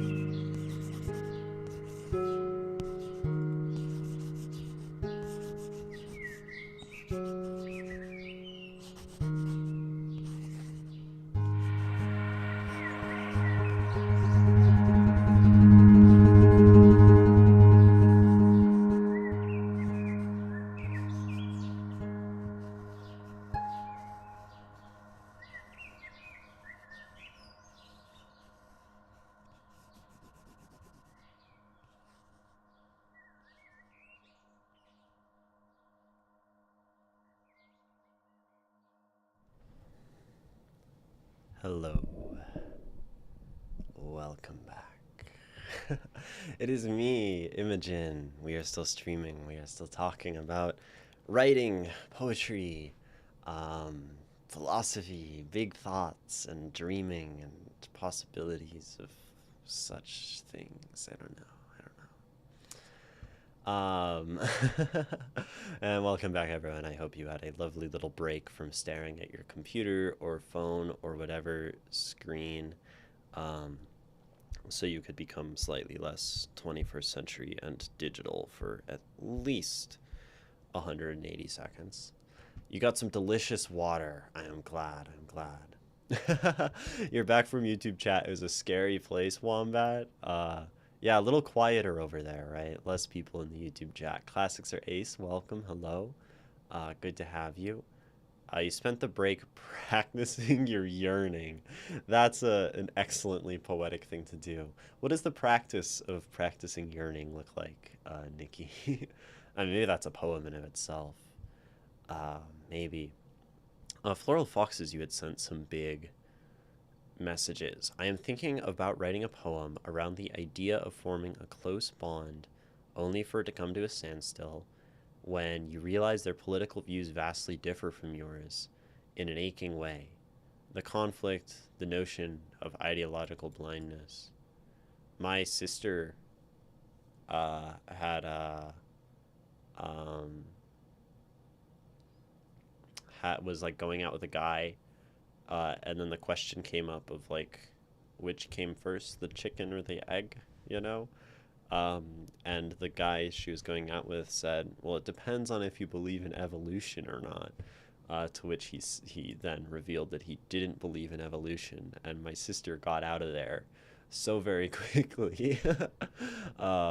So yeah, like that could definitely be an interesting concept for a poem. The sort of tension of, loving someone for their personality, right, and who they seem to be kind of emotionally, right, and attentively, right, but then to, have a disconnect intellectually with someone and have that be a breaking point, right? And the disconnect in how they see themselves and actions, yeah, that as well, right? Politics have a way of doing that. If you like, you have full permission to read one of mine. No pressure, of course. Yeah, who has things submitted to me? I know it's a lot of you, as it usually is. Um, Callie, my bench is uncomfortable to sit in, and all the fun apps on my phone are blocked unless I exercise. So here I am standing before the stream. Standing is great. Standing is it's just like a good thing to do. Sister Imogen lore. I have two sisters. I am a middle child. I don't know if that seems appropriate or accurate to me, but I've been told that I resemble that archetype of middle child quite well. I had this happen twice now with friends. The politics getting in the way of love, and it's so difficult, lol. Yeah, I had to end two friendships over having already built loving friendships, and then yeah, being open in pro human rights views and them not digging that. Oh, and seeing themselves as all loving but not loving all. Yeah, I mean, especially if it's your experience and you've experienced it multiple times and it's been like emotional and affecting for you, then that's an additional reason to write a poem about it, right? It's good to process those things through art.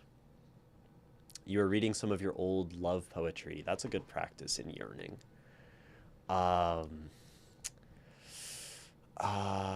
You have things, Bookworm. You do. Wombat has stuff. Yeah. Yay, middle children. I am the middle child, Ray.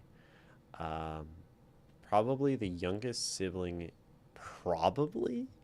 That's a crazy, that's a crazy word to use in that sentence. That's doing a lot of work there. Probably the youngest sibling. um, Middle children get such a bad rap, but we are the freaking glue. I think so. Um, I think so. You have 7 brothers and sisters, but like, Oh, you have two dads. Okay, so there definitely could be unknown other siblings. Interesting. Half siblings and such.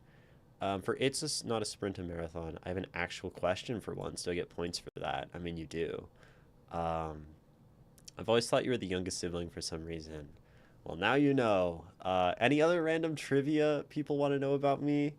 I'm in Aries. Oh, I don't know the rest of my chart. I was gonna ask my mom about that. I feel like I like have my chart somewhere. We were talking about that on a prior stream. I have no idea. It would just be like buried in like my downloads folder or something. Like I feel like I don't know. Like but I know I'm in Aries as my main sign. My birthday's March 24th. I don't know. I don't know. Y'all are always free to ask me random things about myself, I guess. I don't mind sharing those things. I feel like I don't on my own, you know? Um, I'm the oldest sibling myself, although I'm not close to my brother. I see. Ah, so just two. Do I still sleep on the floor? Yes, I do still sleep on the floor. I do not have a bed. I sleep in a nest of pillows and blankets, and it is way more comfortable than a bed will ever be. Um, when I was in California for a week and had to sleep on a bed, I'm like, this is weird and uncomfortable. Why do I feel like I'm sinking? I like sleeping on the hard surface of the floor. Um, uh, yeah. My bio dad thinks I'm a commie pinko baby killer, and my stepdad swears at me in Spanish. That's a. Oh, do you want two more dads? You're talking to Callie. That's crazy. I saw my schizophrenic the other day. He kept asking me for my astral chart. It do be like that. Um, there's a there's a moon sign and a sun sign. Usually, when people say about their sign, it's their moon sign, I guess. Sun is the main one, and then you have your moon and your rising, right? And I think I'm a Leo rising, but I don't know what my moon is. I feel like my moon is a water sign, but I'm not sure. Yeah, and then you have like your Mars and your like other planets and things, but I don't really know about all that stuff. My family does. My mom really likes that stuff, so she knows, and she has like me and my siblings our whole charts and stuff. Um, my submitted poems are called Mirage and Inner Cage. My submitted chapter. Okay, so it's like between Bookworm and Wombat and uh oh, and then the person whose name is Pink in chat right now. Floral Foxes. Maybe we'll read. I feel like I'm between. I feel like we read. I need to look at when we last read things. I think we've read one thing from. Oh, and there's Ray. Right, you have your essay. That we could read an essay. That is something we definitely could do. Uh, though I'm not sure. um, I still find that wild, but probably more because I've been bed washed. You have been bed washed, yeah. Um, you have. Do I shower in the morning or at night or midday like some freak? I usually shower in the morning, which is how my hair can look functional. So I clicked a button. I did not mean to click that button. My hair looks somewhat decent because I shower in the morning, and then I like load it up with conditioner, and then I like put it up in a thing, um, and then it like takes 2.5 hours to dry. But sometimes I do it at night, and it's less effective.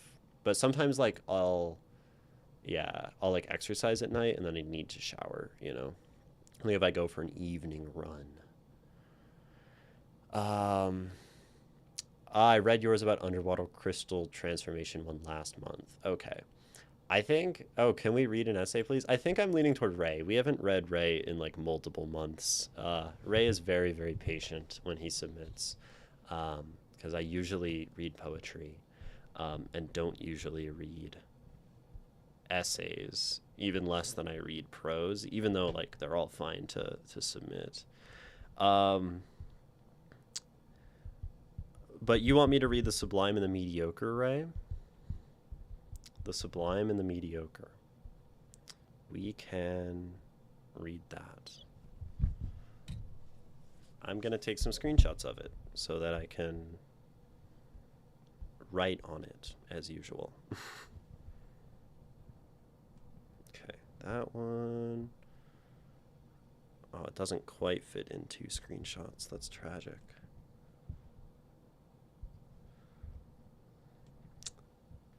It's just the Greek quote that doesn't fit. Okay. Yeah, we are going to read an essay by Ray. And we will talk about it. We'll go slow. Since Ray writes pretty philosophic essays, definitely everyone is encouraged on this one to like ask questions and interject and make it more of a conversation than just reading the thing. I'll try to stop, every so often to allow some of that. But certainly do not be afraid to speak on philosophy. I think everyone can be a philosopher. It's just about a willingness to engage with ideas and be, open to them and their content. Philosophy doesn't need to be some, hoity-toity, academically locked, pursuit. Although Ray does use big words sometimes.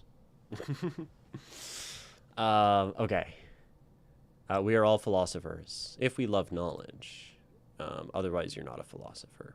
Philosophy, from Greek, for those who don't know. I really love this. Philos, love, like a blank file. A bibliophile is a lover of books. Sophia, knowledge, or like sophos. Soph, knowledge.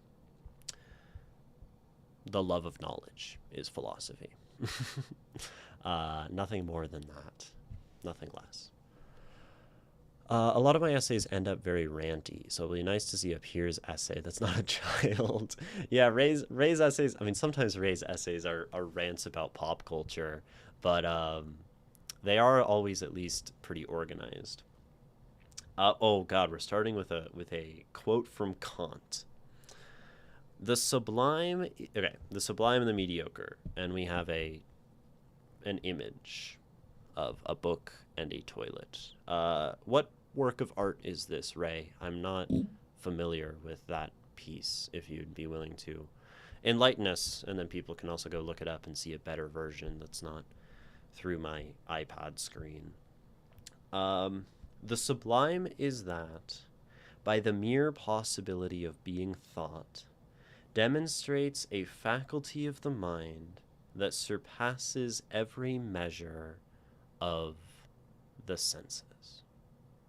So,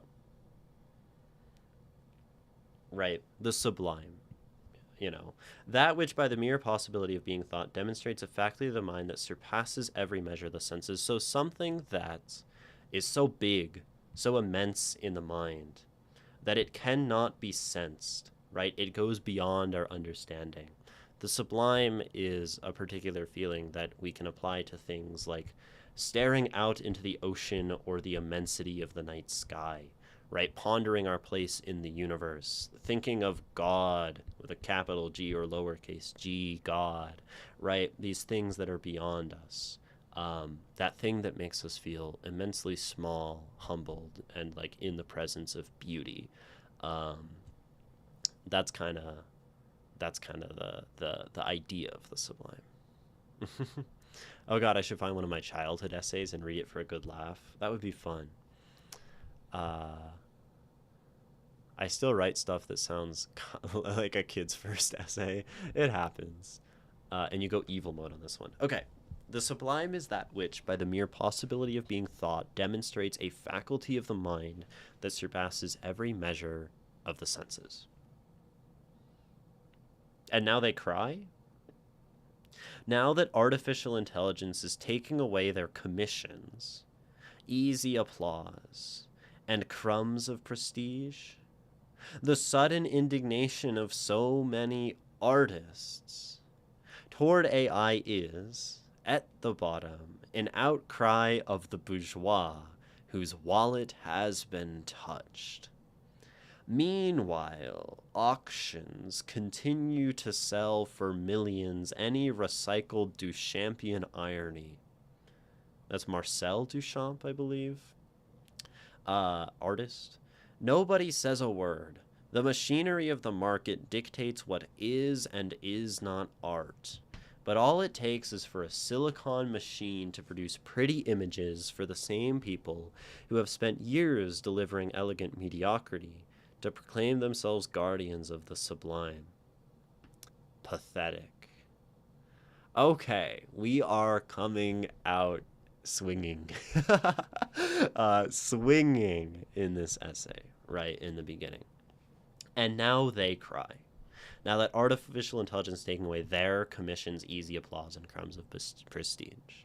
So this is, at least in its opening, criticizing a particular kind of artist, right? And that is artists who, you know, only care essentially because of money, right? The sudden indignation of so many artists toward AI is at the bottom an outcry of the bourgeois. So the bourgeois is like the middle class, basically, like those who are fortunate and somewhat wealthy, who are above the working class, who have to like labor immediately and get exploited by a capitalist system. The bourgeois are still somewhat exploited, and I think they're different than the sort of ruling class of like the aristocracy of like tech people and governments and whatever. The bourgeois is like basically myself, right? I'm like a white person living with my parents in America. So the sudden indignation of so many artists toward AI is at the bottom the outcry of the bourgeois whose wallet has been touched. Meanwhile, auctions continue to sell for millions any recycled Duchampian irony. Nobody says a word. The machinery of the market dictates what is and is not art. But all it takes is for a silicon machine to produce pretty images for the same people who have spent years delivering elegant mediocrity to proclaim themselves guardians of the sublime. Pathetic. So, we're outlining like a couple different aspects of art here, right? There is the sublime, right? Art as sublime, right? That which transcends human understanding and is unbelievably beautiful and powerful and impacting and affecting and true, right? And this, of course, is a very difficult thing to achieve as an artist, right? So here we're kind of criticizing people who produce for money, who produce art for money, who make things that, as Ray says, is elegantly mediocre, right? Because now that their work is being threatened by, you know, generative models, by chatbots, by, you know, Midjourney or whatever, or the other one, I don't remember what they're all called.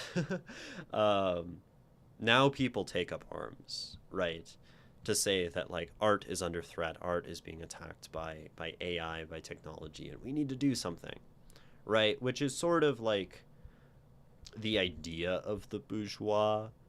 So the bourgeois is like a idea that goes way back in philosophy. I don't know how much of this I need to explain. I feel like I should, because like stream has a lot of different people. But the bourgeois are like lazy, and they sit on their wealth, and they only really do anything and act when that wealth becomes threatened, is generally how the bourgeois functions, unless the bourgeois engages in some amount of solidarity with like the working class, which is quite rare, essentially. What are we reading? An essay by Ray about art and money and AI so far. Um, I have a lot of essay ideas I've never even attempted to write because while I love the idea, I have no idea where I'd even start with some of them. I would say to start writing them. You know, I would say Drowning Devil to try and to write bad essays and be okay with it, and then like you'll get better because you're never going to get closer to capturing your ideas if you don't just start trying to write them and write like 500 words and try to say your point and be like, wow, that was hard and that was shit. I'm going to do better next time, and keep doing that, and then you'll get there. And read essays, that helps too. um, I was watching Dragon Ball Z while writing this, so some of the villain monologue style bled in. All right, so going on, we've established the author's view. It is pathetic to only kind of be against AI, only kind of you know, uh, you know, call yourself a guardian of sublime art when you are, you know, um, threatened. Uh, Here's the. I'm trying to put the Discord in chat since you asked. Uh, Fuck. I gotta type it correctly. Okay, there's the Discord. Did they learn nothing from Longinus? It's funny. There's a guy named Longinus who wrote a book of, um, like he wrote like a clarinet book, like a clarinet playing exercise book, um, of like etudes and stuff. And saxophonists use one of his exercises to practice articulation. So I know Longinus as like the exercise that goes and I don't actually know who the philosopher Longinus is. Did they learn nothing from Longinus? The sublime, even with its defects, is worth more than perfection without greatness. Yet, what much of our contemporary art has produced is not even the palest reflection of the sublime. It is an aesthetic of complacency. Correct, pretty, pleasant works, sometimes technically impeccable, at other times clumsy, careless, with dubious perspective and miserable shading, but always without risk, without greatness, without that excess which tears man from his measure and raises him toward the divine. Like, this is an aggressive view to take. I mean, I guess you maybe say much of contemporary art. And I wonder if this is always the case about art, and it always has been, right?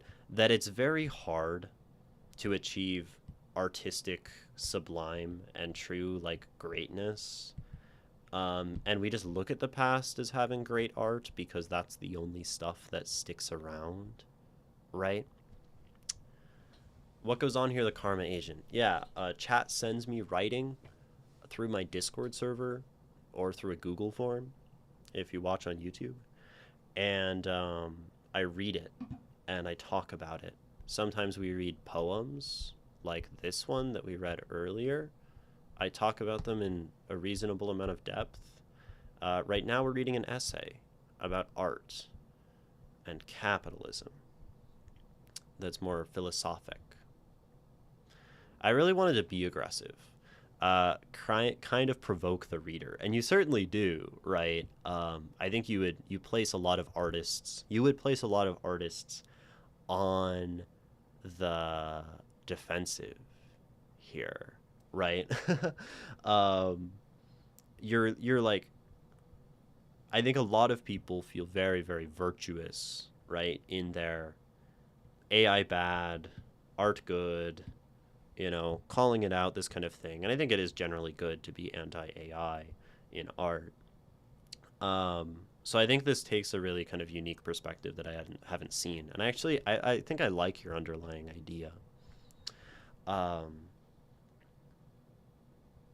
so yeah, you're saying like many people create art without risk, and maybe there's a kind of implication here that art without risk is somewhat connected to making art for money, right? And that art for money um, uh, uh, is something that cannot take risks, and maybe at that point cannot sort of um, tear man from his measure and raise him toward the divine. This kind of makes me feel shitty as an artist. I've heard not a single artist who wasn't against AI from the start. And maybe that's my circles, but I cannot think of a single piece piece that doesn't have some sort of point. Art is supposed to make you feel something. Anger is something. I don't know. Maybe I'm falling into some sort of trap. Right, and I think that's a very valid perspective, Drowning Devil. And I wonder if it's different depending on experience. I know plenty of artists who still embrace AI. I think you see it a lot in musicians creating posters for their events, or tons of poets do it for their poetry events, which is slightly different, right? It's not for the creation of art, but it's for the creation of something. But then it's like using AI in their financial interest, which maybe speaks to Ray's point. I think there are definitely artists who do. I mean, maybe there are people who don't consider themselves artists and use AI as a replacement for artists. I feel like that's usually what happens. I think the people of like who truly think like they're using AI for art is a pretty small subset. There is so many bands in my town that are now using AI for their live show posters. Yeah, and I do think that speaks to a specific case of artists being willing to use AI when it's in their financial interest and willing to rail against AI when it is against their financial interest, which I think maybe is the standard that Ray is trying to create in this poem, if coming on very strongly and very accusative and very provocative, which maybe is it's very heavily done. Not necessarily bad, but we'd have to keep reading the essay. Do we condone Def Jam poetry? We love Def Jam, yeah. Slam poetry, right? Def Jam rap, I think all of that, all of the art of using language with, sometimes with this rhythm, but with this, poetic sensibility, is poetry and valid, right?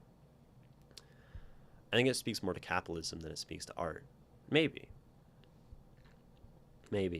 There's a good point there.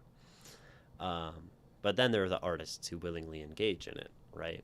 But then if you have to by capitalism, I don't know. And there lies the irony. AI does not need to be perfect to share that defect either. It can draw hands with 6 fingers, lose perspective, get the shadows wrong, produce clumsy lines, or leave absurdly careless finishes. But even when it fails, what we find is not the sublime. Error does not save a work from mediocrity, just as perfection does not save it from mediocrity. In both cases, what remains is the same stumbling attempt to produce something pleasant, recognizable, and marketable, to obtain approval, prestige, and if possible, money. And so maybe here's where we start to talk about like art itself, right? Has art itself ever been divorced from capitalism? It's hard for anything to be divorced of capitalism in a world governed by it, right? I think it can be, if it's like created personally without that in mind. So we have an idea here, right? And we talk about it a little bit before, right? The idea of perfection and error and how this relates to the idea of creating something that is great, creating something that is sublime art. And so, Ray suggests AI can make mistakes. So it isn't mistakes and the sort of human inadequacy for perfection that allows the sublime, right? Nor is it technical perfection, which maybe Ray suggests and points to, in people making technically perfect art with no risk that does not seem to grasp the human condition or surpass it, right, in this way. But even when it fails, what we find is not the sublime, right? So the sublime is kind of connected to something else, some other way. There's something else that takes us to perfection that's kind of unrelated from like a technical skill and execution of that work. In both cases, what remains is the same stumbling attempt to produce something pleasant, recognizable, and marketable to obtain approval, prestige, and if possible, money. And I think this sort of sets up a tension, right? When we're trying to create something that is palatable, right? As this says, pleasant, recognizable, and marketable, right? Approval, prestige, and money. These things aren't going to like transcend the human condition, right? Is maybe where this is going, right? When we create for these ends, that gets in the way because we're no longer speaking of, maybe some kind of human truth, right? We're speaking to this sort of external force. I don't think cavemen and women even had some sort of capitalism. True. Children don't. True. They learn it young, but there's a point where they don't understand it. Art is an extent of humans. It is only one of the ways we choose to express themselves. Yeah, that's a great response, right? Um, uh, so yeah, art can be devoid of capitalism because capitalism is not necessary. Now, capitalism is not escapable in the modern time. And since capitalism, I think art has had a lot of trouble escaping it. The author seems to have a rather romantic view of what art is. Yeah, I mean, the sublime itself is a romantic idea, right? It's one of these kind of ideal notions, this kind of perfection, which we are latching onto. So it is romantic. I don't think that's an inaccurate perception. Uh, I'm just like very against the market for art. High art and modern art of the masses, it's all a very greedy capitalistic thing. Right. And then that speaks against something on kind of all levels, right? Where there's a market for art at the highest level that to you does not seem sublime. There's a market for art at this sort of like lower mass produced level that does not seem sublime. Um, and we'll see where you go for that and maybe what your take is on the creation of sublime art, or if you include that in this essay, which I think from here is something I would desire, right? I think it's very nihilistic to assume someone only takes in what most people consider a hobby at best and just assume, oh, you just want money. It's, yeah, there are a lot of people who do art as a hobby, but I think maybe what Ray is trying to say in this, or is trying to point to, is speaking against specifically the sort of art as capital situation, right? Um, Also, just like everyone else, artists deserve to make money. True, artists need to make money. Maybe not everyone deserves to make money. Um, like I don't know if Jeff Bezos deserves to make more money, um, but everyone um, needs to, right? Needs to make money, even the artist. And that's a difficult situation to be in. And then it asks this question maybe of the morality of, do I, and this choice that every artist fundamentally has to make, which is a very difficult one, that sometimes you have to sacrifice your standards or your process of creation, sell out, so to speak, to make money, right? We see it in punk bands, right? You're a punk band, you're Green Day. I feel like people say Green Day got washed up and sold out and became like, more pop punky and less good, right? You know, whether that's my opinion, whatever, right? You're a band, you're three guys, and you feel like you've made it, and you have an opportunity to like make a bunch of money and succeed in a capitalist system, and you have to like sign on to the record label, right? Do you do that, right, for yourself at maybe something that sacrifices your own process or your art or your DIY underground Oakland punk scene roots, right? Um, I'm not sure that there's a right answer and a wrong answer there. Um, but you have to have an answer. Everyone makes that choice, right, as an artist. I think art's main purpose in the world market is to facilitate the mind. AI filling this demand is a nice challenge for artists, I feel. Now we can focus on real, true, natural art. I'm excited to see the evolution. I think there is a point there, right? The presence of AI and its growth and its growing ubiquity. Um, that's, yeah, ubiquitous. That's the right word. demands of the artist to make something like unquestionably human, um, and to like innovate kind of in a way that artists haven't been pressured to do before, right? Because now, like, I feel like there were probably artists in the past who were able to make their living by sort of mass producing work of lower quality, you know, and like selling it. And maybe that was like art slop. I don't know. I'm just like hypothesizing, right? And now an AI can do that better than any human can, right? Make mass produced low quality stuff.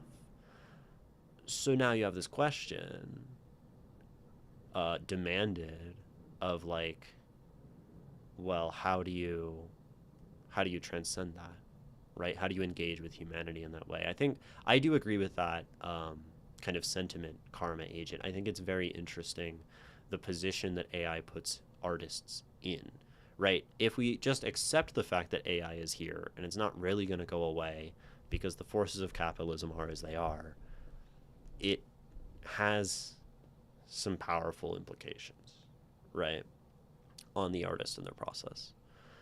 I really like Nicanor Parra's quote: I make poetry because I need to make poetry. I'm a math professor because I need money. Yeah, right. And that's definitely one way to do it, right? Do one thing to make money, do art as one thing. Um, but many people would rather make money from the thing that they need to do, right? It's kind of a logical thing to put together for some, right? I also want to see what people is going to do now. What's the next thing on art? Because we can't go back to what we already did. Yeah, it kind of never can, right? Do you think the trajectory of people working longer hours and not having time for useful hobbies might end up having to give up something like art? Yeah, capitalism squeezes out the ability to make art, right? And it's well known and well shown that um, people who are wealthier are immensely more likely to pursue art or to create art or to become artists by a factor of like it's like multiplied basically as you increase someone's like parents' earnings or whatever. Um, and so there's a point there, right? Is it um, you know, can one be the math professor to make money and make art because you need to? Probably still. It's probably still possible, right? But it gets harder, right?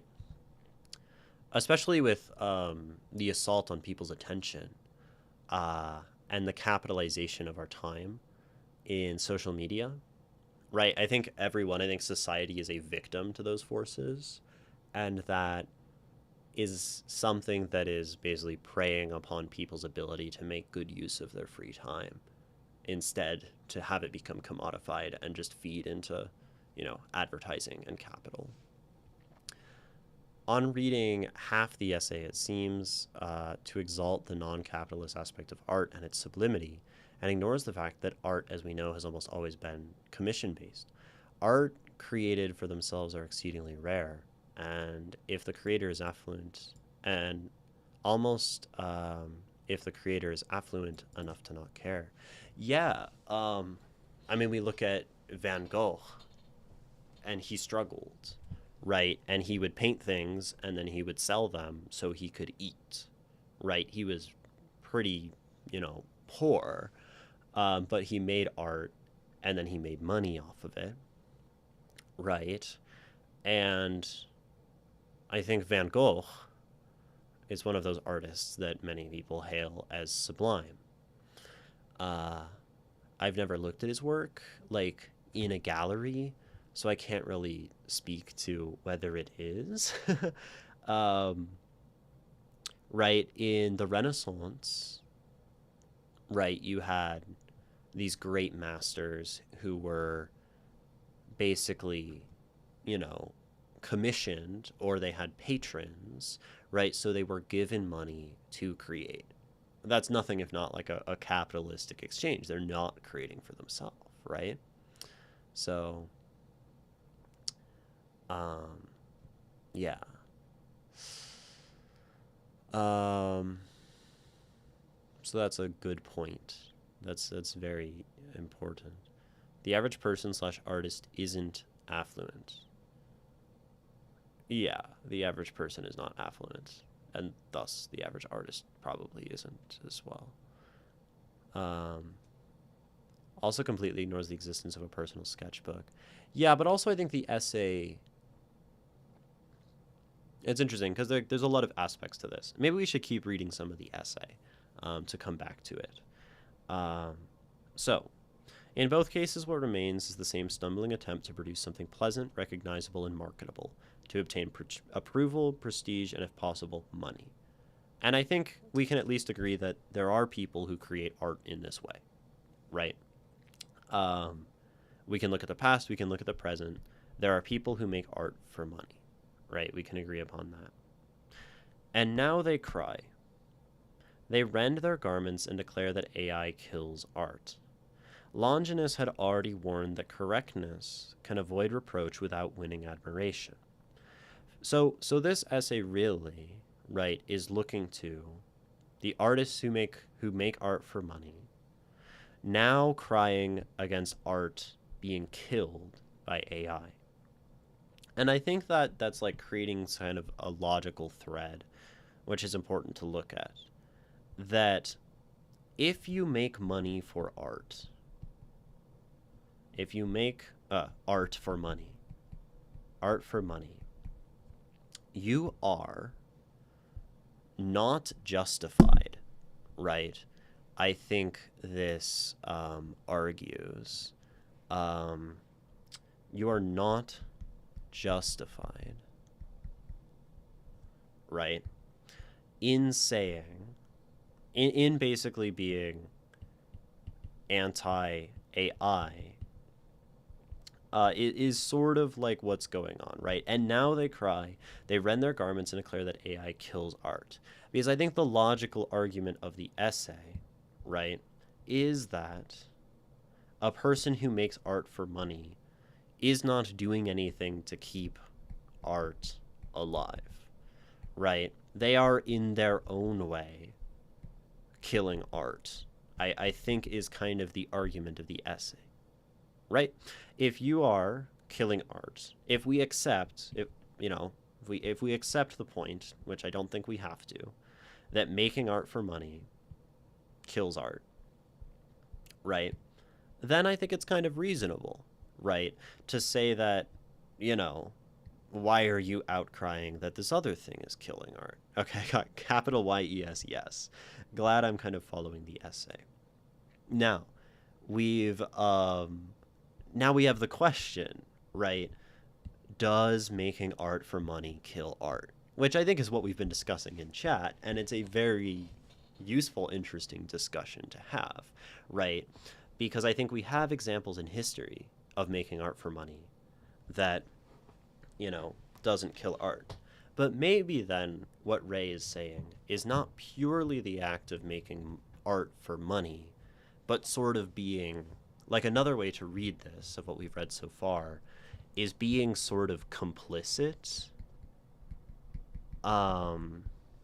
in art as a market, right? And this system of high art and markets and commissions and sales, with the argument that a complicity in this sort of system, like, reduces quality. And I don't think it's a bad argument, like, to me, that if you are making something for money, right, and you have to abide by a certain set of rules, right, this sort of thing that we say correct, pretty, and pleasant. Let's just say if someone, commissions you to make art for their D&D character, right? You are working within a set of constraints that are probably going to constrict, like, your style, right? You probably can't make some hyper abstract watercolor, like barely, adhering to the human form kind of piece that's experimental and expresses your notion of who that character is. Because, like, the person commissioning it doesn't want that, right? Um, but it inhibits your question, but it inhibits your own expression. But we have to ask the question of when you make the D&D character commission and you have the final piece, right? Is this kind of less valid, or does this make you less valid as an artist than making your sort of abstract expression of the notion of a hero, right? That's a critique of this thing, or something like that.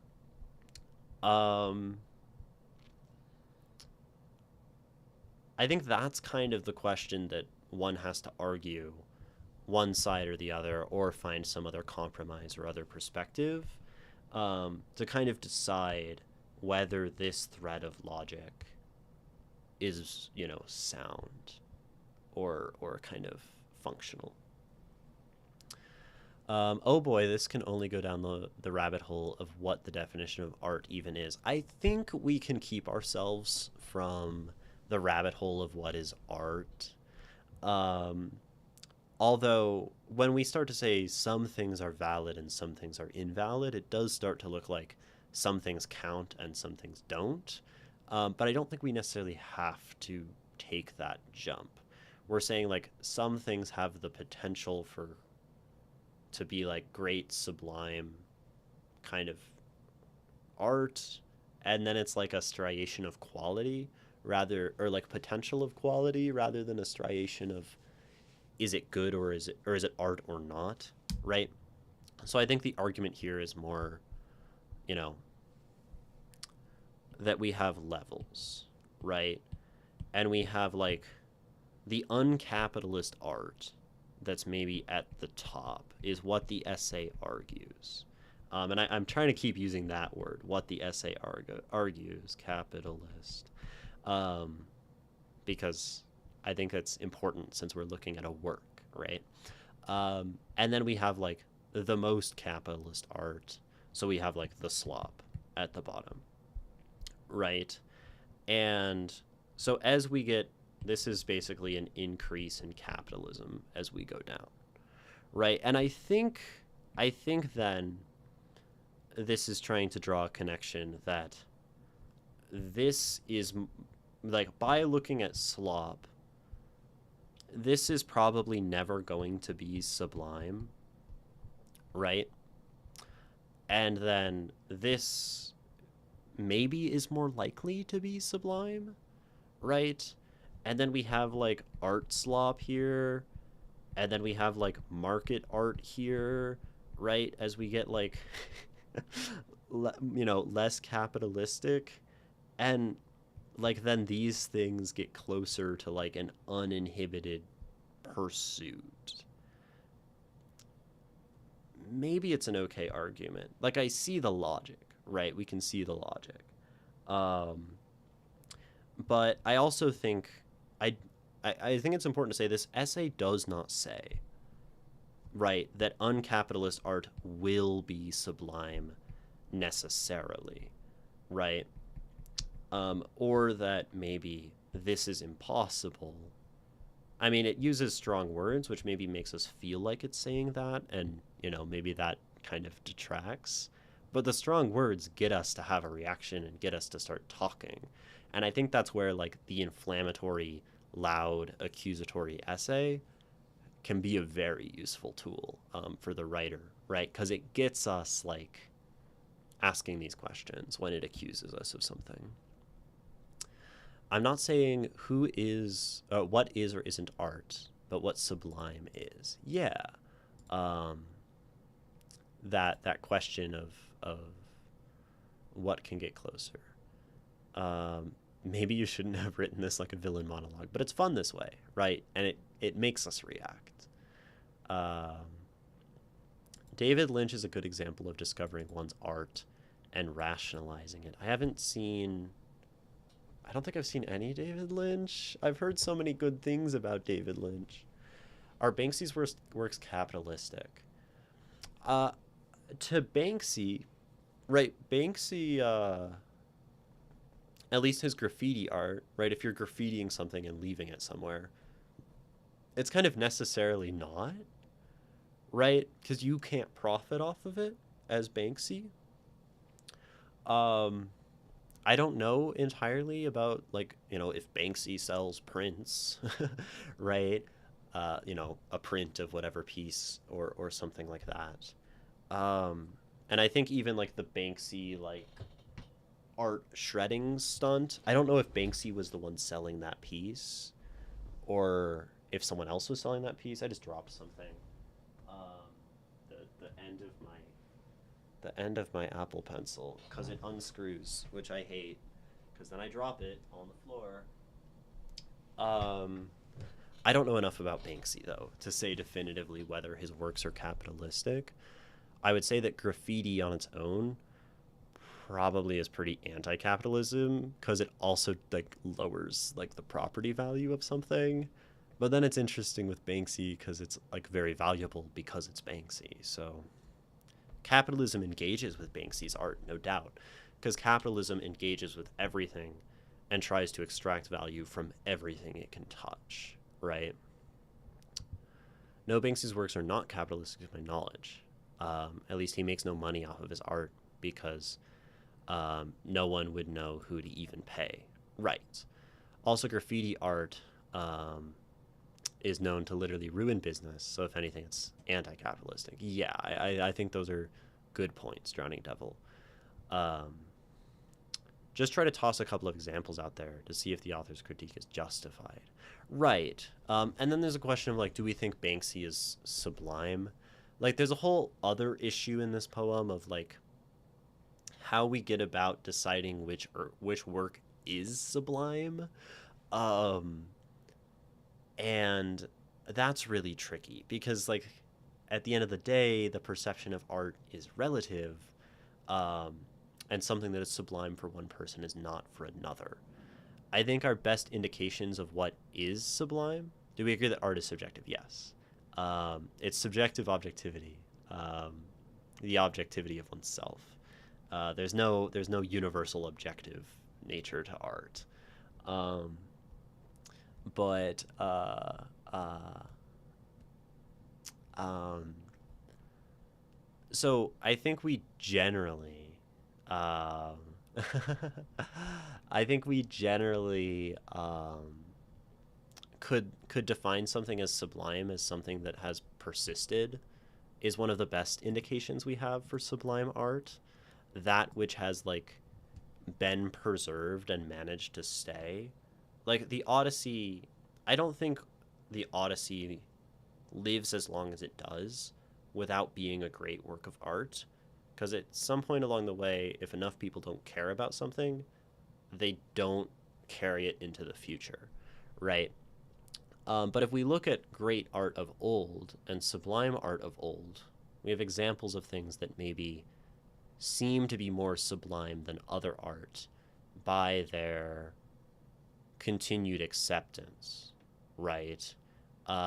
In which case, I think the Renaissance is a great thing. I think a lot of Renaissance art people would define as sublime.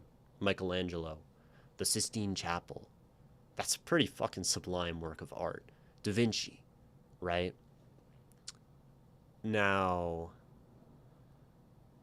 that all was supported by patronage, right?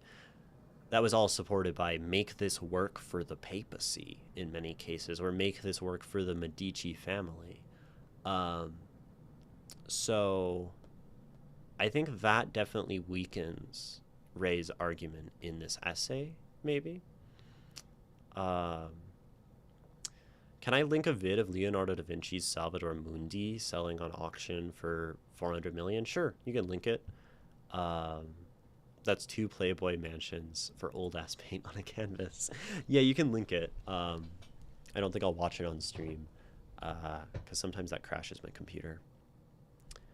Um, Didn't a guy try to steal a whole block of concrete? Yeah, someone did like steal a whole wall, I think, um, that had Banksy on it. Are citadels considered sublime? What do you mean citadels? I mean, if you like architecture, like buildings, um, because like yeah, well they can be right. Architecture um, can be sublime for sure. Oh, cathedrals.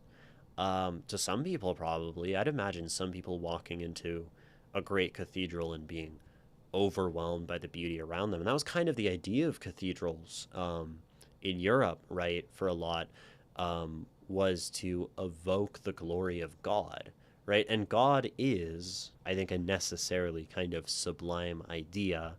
I mean, we were talking about the sublime. I say, like, the ocean and the universe and the smallness of man, God, right? Things beyond comprehension. God is necessarily beyond comprehension. So the cathedral, I think, very much looks like it's trying to evoke the sublime, right? Cathedrals are commissioned. Yeah, they were. Um, so I think these kinds of things maybe somewhat damage the argument. Um, Capitalistic works, yeah. Also, I work from the theory of substantive arts and adjectival arts. That is something I'm not familiar with, and probably it would take too long to understand, right? Um, Capitalistic works, not sublime. Yeah, so I think the cathedral doesn't enjoy this chart. I think this chart can be remedied if we are to keep using this chart by an asterisk that says this chart is like probabilistic or something. Probabilistic, right? Where like the slop is less likely to be a masterpiece and the uncapitalist is more likely to be a masterpiece. Um, but like, yeah, I think that's the issue that like the cathedral lives here, and like so much of uncapitalist art is casual, right? Earlier, Drowning Devil was talking about like having your own sketchbook and just doing something for enjoyment, and I feel like casual art very rarely reaches the sublime just by my like intuitive sense, right? If you're just sketching for fun, right, and you're not necessarily like trying to craft or trying to take on like the majesty of God or trying to evoke the sublime, it's really hard to do sublime accidentally, right? Very hard, right? So so I think this is actually a point against this notion, right? The sketchbook of the casual artist, right? And I think really the sublime, right? What's tricky about the sublime is that I think, right, when you are trying to create something that goes beyond human comprehension, like a chapel, like a great, the works of Bach are sometimes considered sublime. These intricate fugues and you know his well-tempered clavier, right? Massive series of works. Um, Usually, it's very hard to labor on something for this long. Labor at the sublime. I feel that often the sublime needs to be labored at because you don't often by accident create something that transcends human conception, right?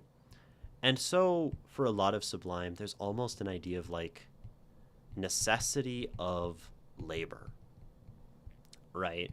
Which means two things. One, like have money or have free time, right? William Blake falls into this category. He was a farmer, right? Who wasn't trained as an artist and just was a farmer and did a bunch of opium. And William Blake, right, has works that are considered sublime poetry. I think if we, you know, his, um, I think his songs of innocence, people would probably think are pretty like sublime, and I think his, I've heard his Book of Your Reason, um, described as sublime, and I felt it was pretty sublime when I read it. So like, then the sublime is something labored at. Now in modern day, to do a lot of labor, to have a lot of free time, you kind of need like you need capital, right? Um, and if we take sublime as reached through this pursuit, then this kind of undermines the essay entirely, right? So that's kind of some of my input here on a way we can think about the sublime, is to not frame it as something that just happens, right? How do we actually get there? And you said earlier, what current masterpiece that we know of isn't a capitalist work? I think that's a very useful question. I wrote an essay as a kid that I think still holds up. Everything that is perceivable by humans is some form of art, even the ugly part, of what we know, because it's being viewed by human eyes. Yeah, I think there's an argument that like the human perception is an artistic motion, kind of. The thing is, what we call slop has existed for centuries, but with our capitalistic society, what we rage against is something superhuman. There is nothing new here. AI is doing exactly what the market asks of it, just like artists have done for a long time. Yeah, yeah. Hello, James Na. Hello, welcome. Damn, I have nice hair. Thank you. Here's it larger. Um, and I'm switching to this face because we're gonna take a break right now. Um, so we're gonna have another break, and then we will come back to this discussion because it's a fun one. You said hello, but you were coming into James Na a discussion of philosophy, capitalism, art, the creation of sublime works, which we will continue um, to discuss. Um, can I ask how long is the queue for writing review? It's pretty long. It's usually I tend to prioritize people who've never submitted before, so that helps. But if you submitted today, like I probably wouldn't read it on this stream, is most likely, I would say. Um, but once you submit it, it stays there, and if you come back and you're around, you know, I do go through them pretty quickly. Um, yeah. Okay. We're gonna have a break. I encourage you all to stand up, not look at the screen, move if you're able, stretch, drink water, not just switch to another tab. Moving is good for your body and good for your lifespan. And we'll be back in just a few minutes. It really won't kill you to not look at the screen.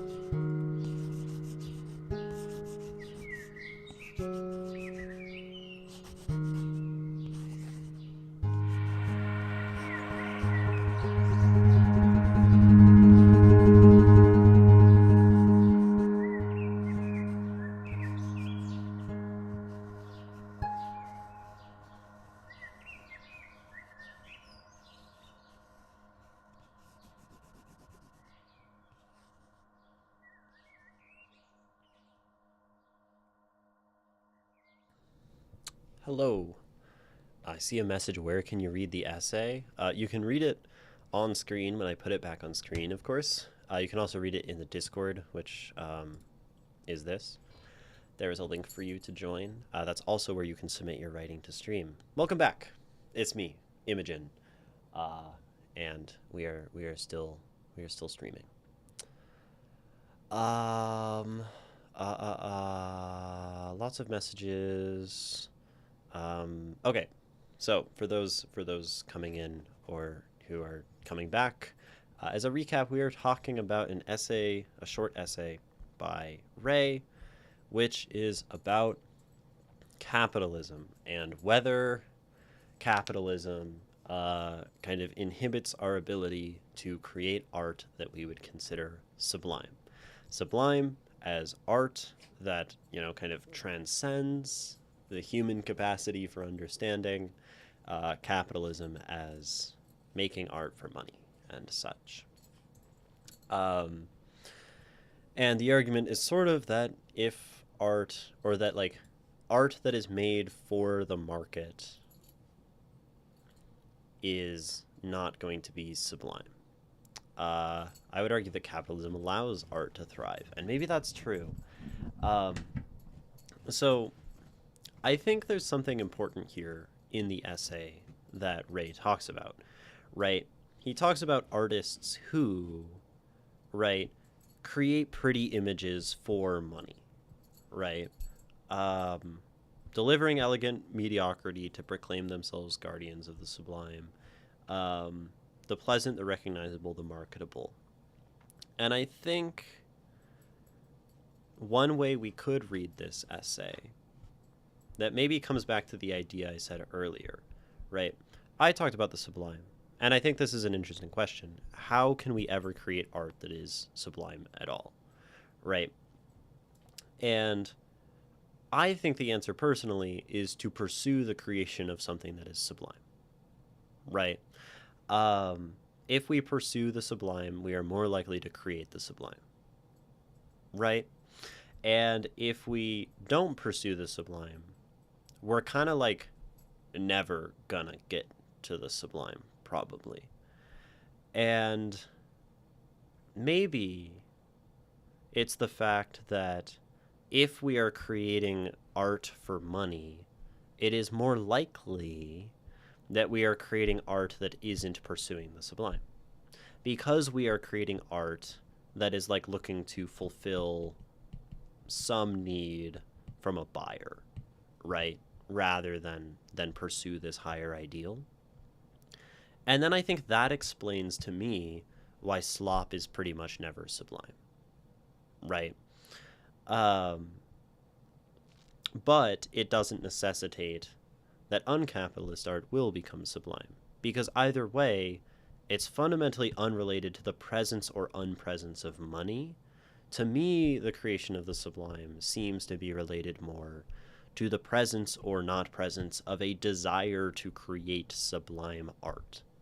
In the same way that creating art that is sad has nothing to do with creating slop or creating not for money, or art that is angry, or art that is happy. Because the sublime at the end of the day isn't anything other than a feeling, right? The sublime is just a feeling that we attribute to a lot of art, right? And maybe that we associate with great art. Is sublimity a prerequisite for great art? And I don't think so, right? There's a lot of great art that isn't sublime, because there's a lot of great art that's like mundane and small. And I don't know. I think there are probably, I think of like Picasso's works that are like boots of workers. I don't think that's a sublime piece of art. I don't think that transcends humanity, right? Maybe it does. But sublime is also a feeling, right? Not everyone feels something as sublime, which is sort of an issue in that framing. So then we're not talking about greatness. We're not talking about whether it's art or not. We're just talking about whether art can capture the feeling of sublime, and if that has anything to do with money. And I think, to me, it doesn't, right? I think I actually disagree with the framing of the essay. Although it's actually the framing of the underlying ideas of the essay. Because we have to remember that this essay isn't just about, does capitalism stop you from making sublime art? The question is actually this one, right? But all it takes is for a silicon machine to produce pretty images for the same people who have spent years delivering elegant mediocrity to proclaim themselves guardians of the sublime, right? And I wonder now at this, right? Can you be a guardian of art and integrity of art without being a guardian of the sublime, right? And I think this then could be a misattribution, right, to these people. Do they think they're guarding the transcending ability of art? Oh, pathetic, yeah. Gotta include the snark and the villain monologue. Pathetic. Right. Do these people actually think this? Right. Um, that they are guarding like a higher ideal, right? That's an interesting question, and one I think is an angle from which we could definitely kind of pick apart the logic of this essay, right? Can we interrogate what it means to be a guardian of art? Yeah, right. So, right. This is. I love how we're like only a few paragraphs in, but I'm glad we're able to kind of discuss this and really break it down. Like, I think we're actually kind of doing something philosophic, right? We're collectively engaging with the ideas and talking about them and breaking them down. Um, right. So going back to people, right?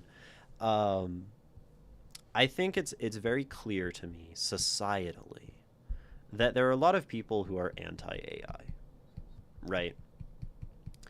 And I think there are a few reasons. I don't know. Can people just tell me like reasons that they've seen that people are anti AI?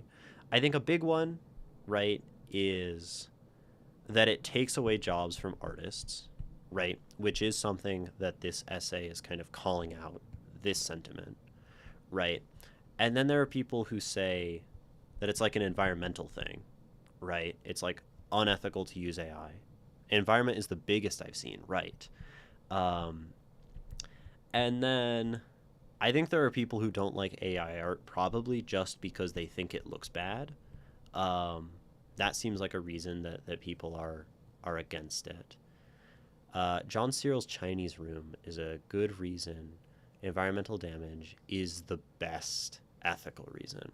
I don't know what the Chinese Room is, um, so I would love to know. I've heard of it. I've heard of Chinese Room. Um, if art steals from the that's good. Yeah, ownership, right? A lot of people are anti AI because it steals from artists because it trains on them, right? Soulless, I think that fits in like bad category, right? We just don't like it for what it is. Dadaists have attempted to break the traditional idea of what is considered art at the advent of mass production, hence Duchamp's foundation at the top of the essay. Oh, Duchamp's fountain. Yeah, right. Um, oh, yeah, that's what the piece is, right? The fountain. And I love this as a thing for for this essay, right? The book as a representation of knowledge and ideal, the toilet as we're discussing like, the sublime and the mediocre, slop and high art or whatever. It's a good use. The voices in AI are so freaking hollow.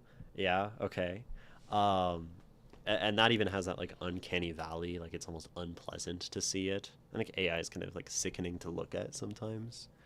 Um, so, and then there are probably people, at least there's at least one by this essay, who would say that like AI is like maybe, I mean, maybe it fits into this, but like there's a lack of artistry or like an anti-art to like the presence of AI. But I think a lot of people who are anti-AI discard the fact that AI is even art, right? Um, and I think people are pretty open about saying, like, I don't want AI to take my job. I don't want AI to steal from me. And I don't want the AI to, like, blow up the environment. I think these are the most common sentiments, right? I don't think there are that many people going around saying, I don't like AI because it infringes on the purity and, of art as a thing itself, right? I don't think they're saying that they're guardians of the sublime. I think people are pretty openly proclaiming themselves as guardians of their self interest, right? Um, Now, if someone did think of themselves as like a guardian of the nature of art itself by being anti AI, that's probably quite a bit dramatic. And I would agree with the sort of mockery of that sentiment because it's kind of like goofy, maybe. um, but I think these people are defending a lot of things, and I think people are pretty clear about that, right? Which maybe also attacks this essay pretty well. Um, and I think like people are anti AI for not just their art jobs, right? No one wants their job automated away, right? Salespeople don't want their jobs automated away. And I think predominantly people are okay with this sentiment, right? So the idea that it's somehow different for the artist to not want their job taken by AI maybe is a double standard, unless this essayist agrees on the fact that, well, like, oh, quit your whining that AI is going to automate away your, sales job, or that, um, automation is going to get rid of your labor job. Like, you know, so I think this like casts this essay in probably a pretty unpleasant light. I know we're really picking into your essay a lot, Ray. I hope you're okay with this. I imagine you are, because I think you like thought, and I think you like to engage with these kinds of things, and hopefully you're enjoying it. Um, okay, lots of things. Weirdly enough, the piece with the fountain is what started my belief that anything can be art, specifically the story behind it, which I don't really know. Um, from a writing perspective, I actually hate AI because it's been trained on real writing. Um, so real writers are getting Abigail Williams to death. I don't know about Abigail Williams, but yeah, people are getting their shit stolen from, right? Uh, which is, again, a capitalist defense, but a pretty valid one. I keep seeing lists of tells that are seriously just literary devices and common phrases. Yeah, and it's really bad because now there's like the AI witch hunting. I saw an article in Substack that I didn't read, and it was like your writing will be accused of AI. Here is how to like keep a record and prove that your novel isn't AI. And that's just really problematic as a thing to see, right? Um, 9 years experience as a copywriter slash journalist, and I've been unemployed for 6 months because every local company just puts out slop. Yeah, right. And I think it's pretty philosophically valid to be angry about AI taking your job, right? Um, I agree that the current state of AI slop leaves much to be desired, but what happens when it becomes indistinguishable from what a person creates? Is the discontent a matter of the current state? Will the author change his or her tune when it becomes great? It's interesting if AI could make great art, right? And AI can already deceive people, right? Um, can already deceive people into thinking like it's not fake. Um, so there is that, right? Um, which I think even more maybe speaks to. I mean, I think most people will say, like, who are anti AI will be like, well, it will never create great art because it's like a, you know, like a large language model, or it's trained on things in that way, which isn't totally a bad argument, but it's not great either. Um, uh, but I think really a lot of it comes down to like capitalism and environment, which is what concerns people, because again, we're talking as we mentioned in like the paragraph here, we're talking about the petty bourgeois, right? And when your job is threatened, you're gonna act because that's how like the bourgeois operate as a social class, right? Um, which so then actually kind of undermines, like, to call it out as an outcry of the bourgeois in the opening kind of speaks against the notion that these people are calling themselves guardians of the sublime.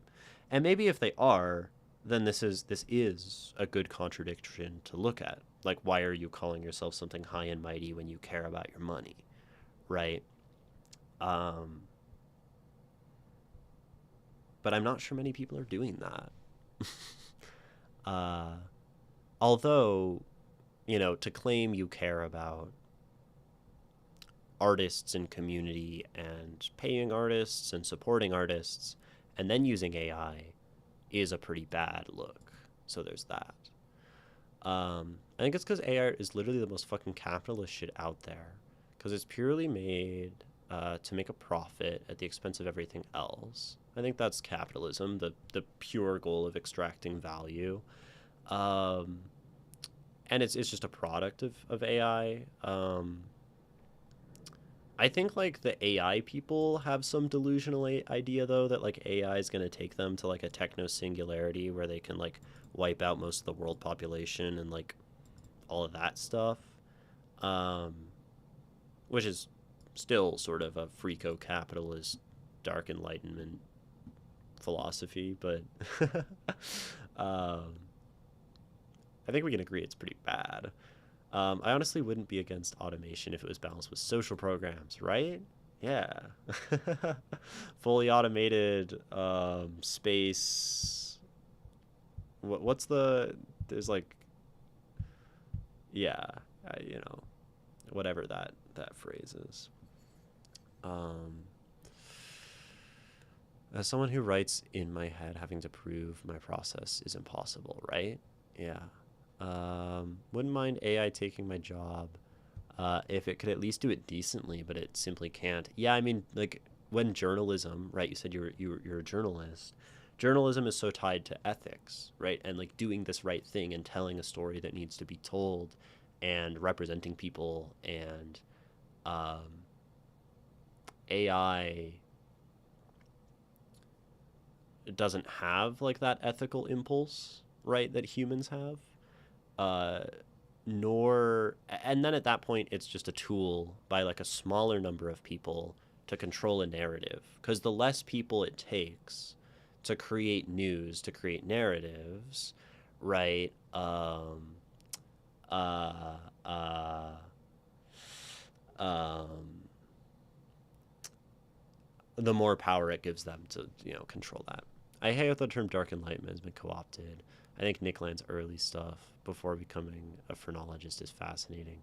I haven't actually read any Nick Land, and I just say it because I know it's all associated. So I was kind of using it buzzwordy.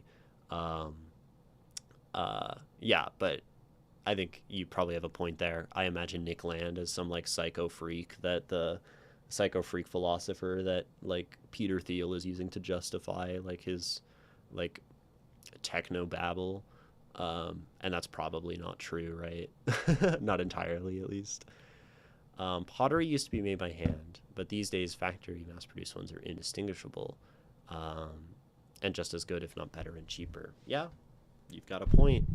Um, but also, it's not made with love. Um,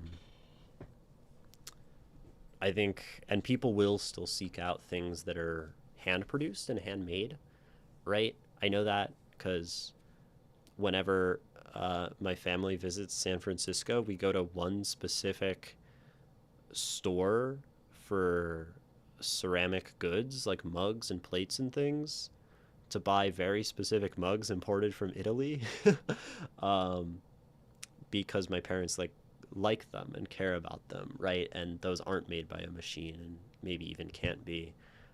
Which I think then speaks to the idea that like AI stuff, because it's going to continue, necessarily will have to coexist with artists.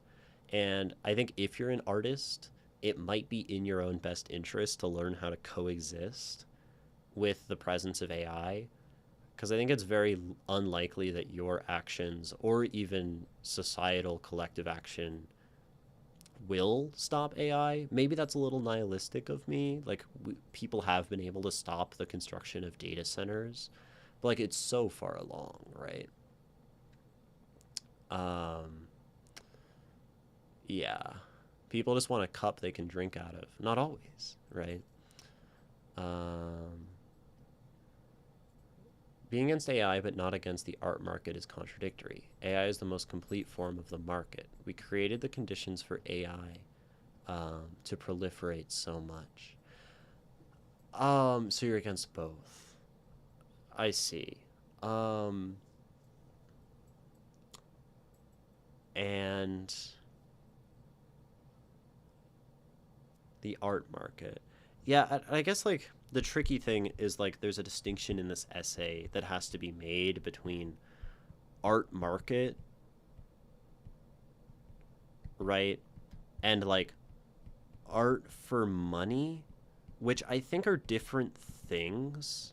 And I think maybe if I were to like make a genuine critique of the opening of this essay, Ray, is I think in your coming out swinging against this stuff, I don't think you make a strong distinction between these things, right?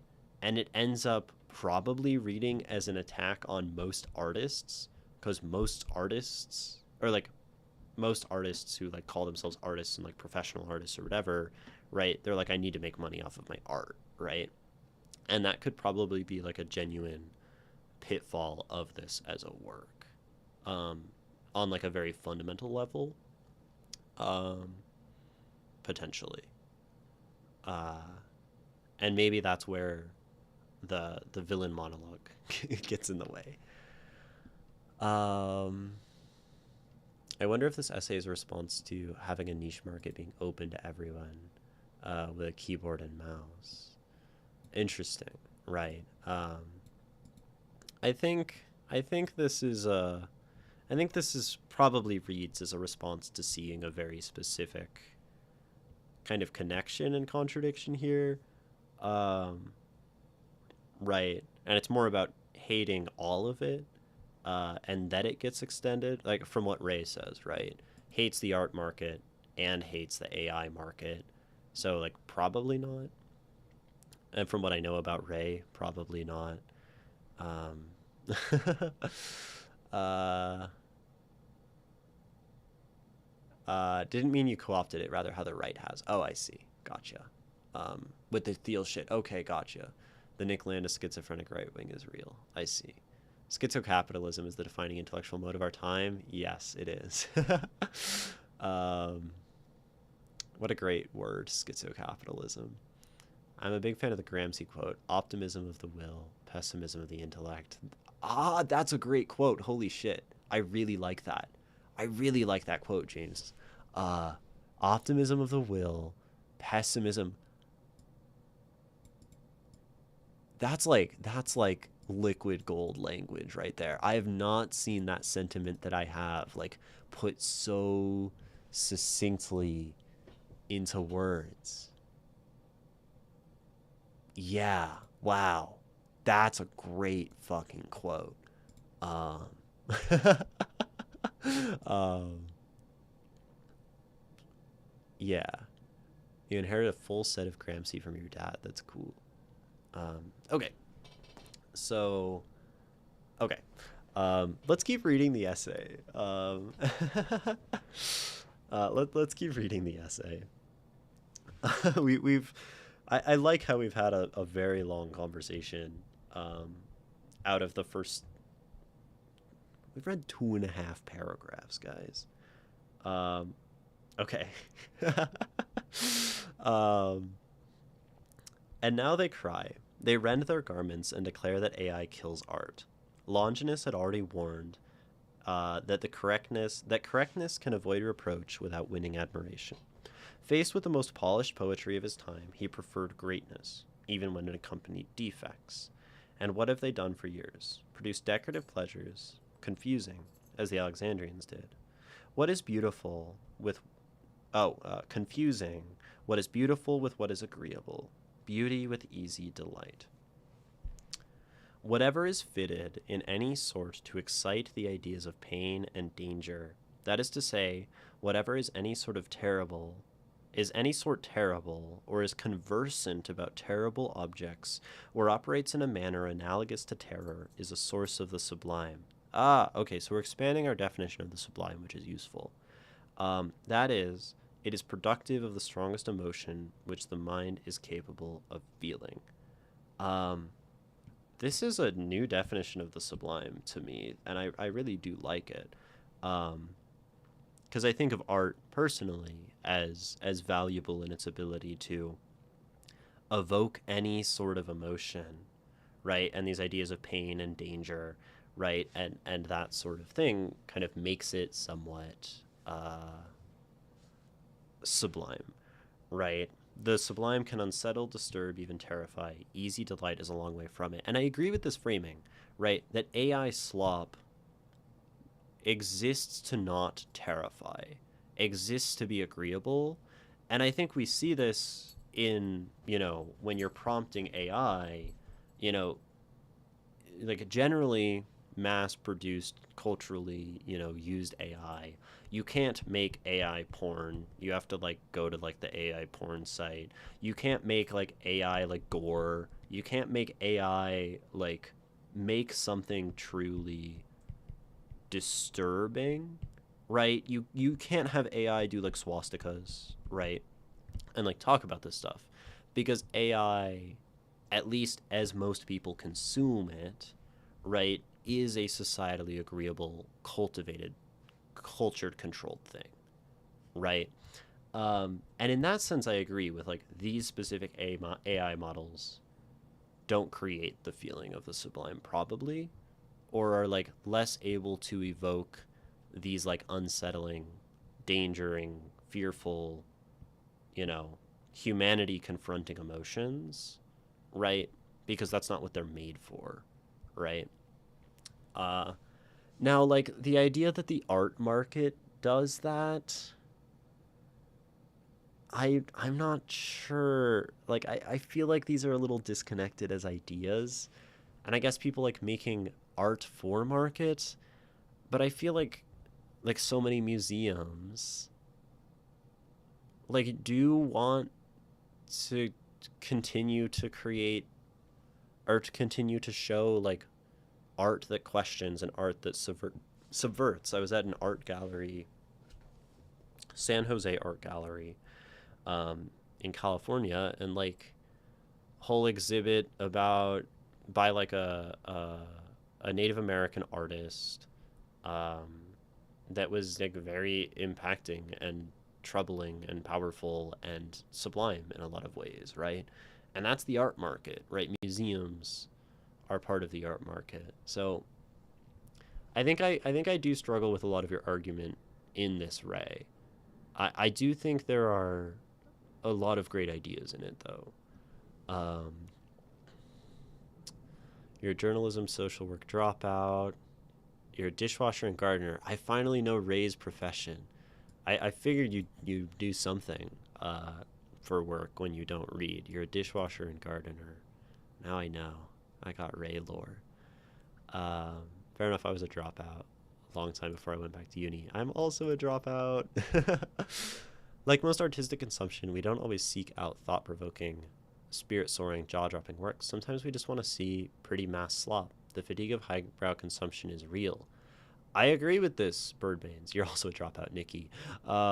Yeah, I usually have a book going at any time. I read multiple books at the same time. One of them is usually my fun book, and it is not for too much thought. It is not for too much consideration. It is not for like taking notes in or philosophizing over. Um, and like, yeah, because sometimes you don't have the energy to like, sometimes I don't have the energy to sit and, analyze poetry on my own time, right? Uh, this book, so many people call this slop. This is like insta poetry, peak poetry slop, as like the internet defines it. I read like half of this like a few weeks ago, and it was like fun to read, so I really like that point, that slop can still be enjoyable, right? Um, it doesn't all have to be the sublime all the time, because the sublime is exhausting. Like, after you've stared at the ocean and experienced your human fallibility, humbleness, and tiny nature, like, you want to go like eat a sandwich or something, like like like, we need a break from those feelings. um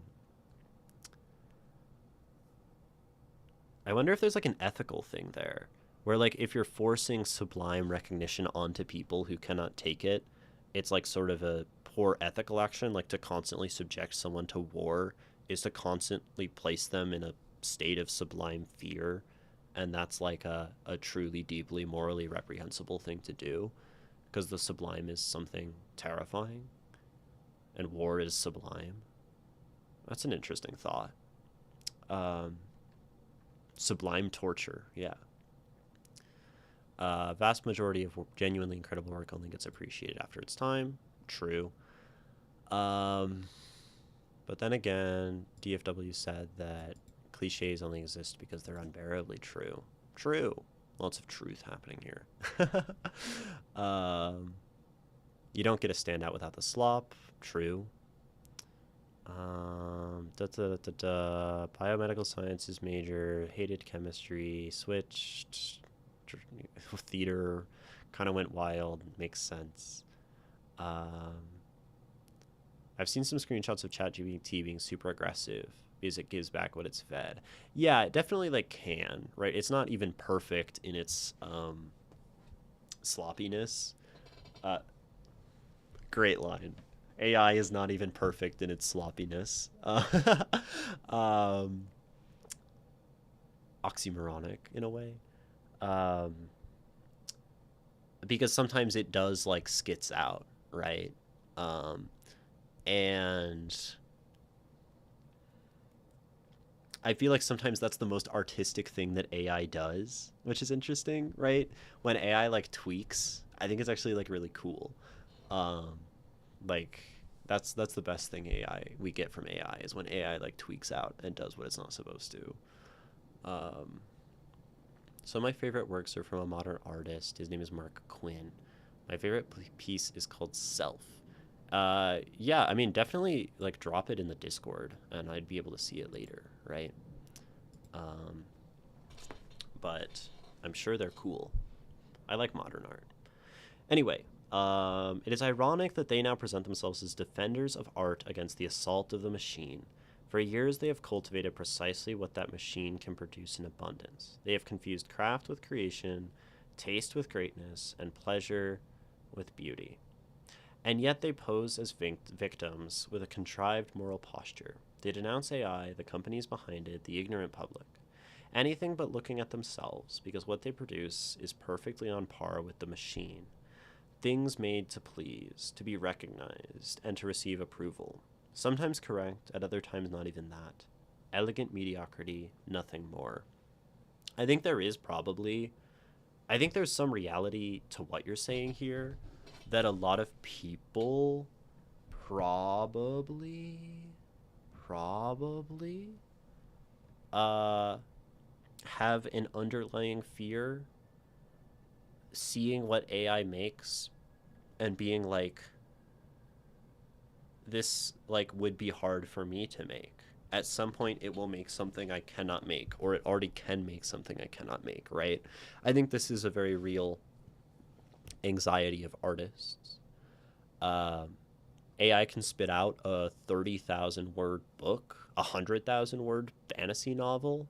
It might suck, but I can't even write 1,000 or 100,000 word bad fantasy novel, you know, and it can do it in a few minutes, right? So I think this idea that people are scared of it because of the artistic quality is probably a an astute observation that I think a lot of people are probably in denial of. I would have to guess. Every so often, I check in on AI's ability, on like ChatGPT's ability to write poetry. It has gotten better, right? Um, in terms of like passing as human, right? And good prompting does help. AI is dangerous because it's made to be agreeable.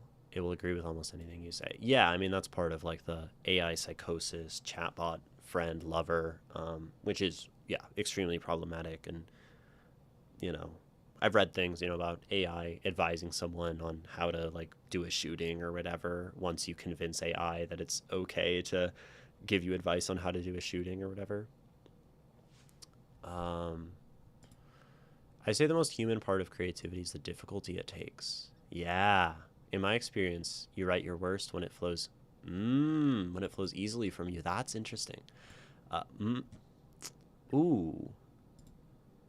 You have good ideas, James. I like your words. When I struggle through the words, I find the end product is better. That so you saying that kind of calls me out because a lot of my poetry I tend to write poetry like in moments when it comes out easily. Although it's more that I don't force myself to write poetry, and sometimes the poetry comes out, and then as it does, it's very painful. But I think it is those poems where I'm rocking back and forth in my chair, and just like suffering through the ideas, and like feeling them so deeply as they go onto the page that I write my best poetry. So I would say I personally anecdotally agree with that observation, James. Um, and the ones that are on a whim might be technically fine, but they're just like fine. And maybe it's also that human association, right? You look back at something you suffered over and are more likely to value it. So maybe there's like a self affirming kind of situation there. And it's not actually related to the value, but your perceived value of it, because we value those things that kind of have caused us to suffer because we grow through our suffering, right? That's probably almost like a biological process, right? To like look back on suffering with value, um, because that would allow us biologically to grow from suffering. Hypothetical, I don't know, but it makes sense to me. I'm just paraphrasing Toni Morrison. Struggling through the work is extremely important, more important to me than publishing. Yeah, because it's the human part, right? It's the part that lets us become more ourselves and discover ourselves and grow. Understandable that that's Toni Morrison, right? She suffers through her work so much from what I've heard of interviews with her. Um, it's a good quote. Okay, we're going to keep reading. It's funny because I think like now that we've talked about all this, the essay is much easier to look at um, as we just go through it, right? The final indignity is that they invoke the sublime as though they knew it. What do they know of sublime, of the sublime? Where is that excess in their work, that capacity to shake us, to raise us toward the sphere of the gods? What they defend so ardently looks much more like the market that sustained them. They are not crying for art, they are crying because someone touched their wallets. I think we've kind of talked about all those ideas, right? The question of whether they're invoking the sublime, that kind of thing. Whatever. We've covered that.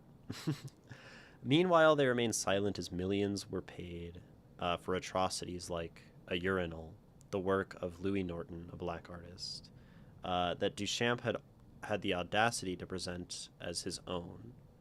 Um, or, if one prefers Irene Grammel's theory, it was Elsa von Freytag Loringhoven. Oh, interesting. So Duchamp stole the work, essentially, of either Norton or Freytag Loringhoven.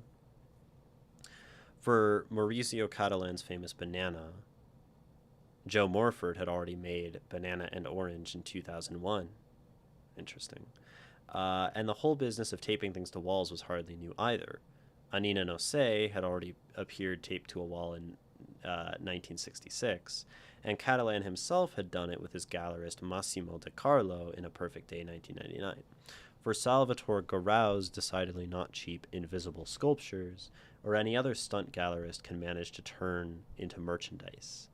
And then there is the great artist Santiago Sierra for his work Four Heroin Addicted Prostitutes Tattooed with a 160 centimeter line, paid the equivalent of a dose of drugs.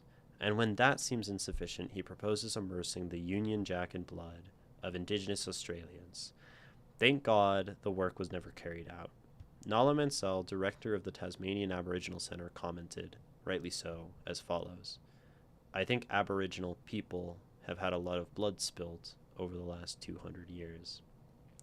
So I think there's kind of like there's like some good ideas. I like some of the ideas presented in this one as an elaboration of what we've already talked about. That like the art market is recycling ideas that already exist, right? That the art, like this is maybe saying the art market isn't innovating, isn't doing anything new, and thus maybe isn't doing anything artistic or challenging or genuinely sublime. And thus this process looks kind of like a large language model or a generative image model, and thus this kind of isn't doing anything successful or anything valuable, and thus these people have no right to call themselves kind of the curators, the high, authority on art or whatever, right? And I think that's not a bad thing to point out. I think that's interesting, and I learned something new. This Duchamp thing. Uh, um, are you a socialist? Do you believe in capitalism? There are lots of options, right? Um, what do you believe the solution is? It's hard, right? Because we can have ideals, and then policy is quite difficult. Um, uh, At least when he submitted The Fountain as a contest submission, the Dadaist movement was an important movement in art history. We're arguing over whether he's a Dadaist. That's fine. I say that Duchamp is even the antithesis of Dadaism. And so debate goes, right? Honestly, although I have some issues with the argumentation, I wish any of my undergrads wrote an essay even vaguely as interesting. Oh, it's such an interesting essay, right? It's really excellent, and it does a lot of things and inflames conversation and ties together a lot of big ideas, right? It's ambitious, it's cool. Um, you know, Ray's essays often are. Um, I think it's definitely a fun essay, right?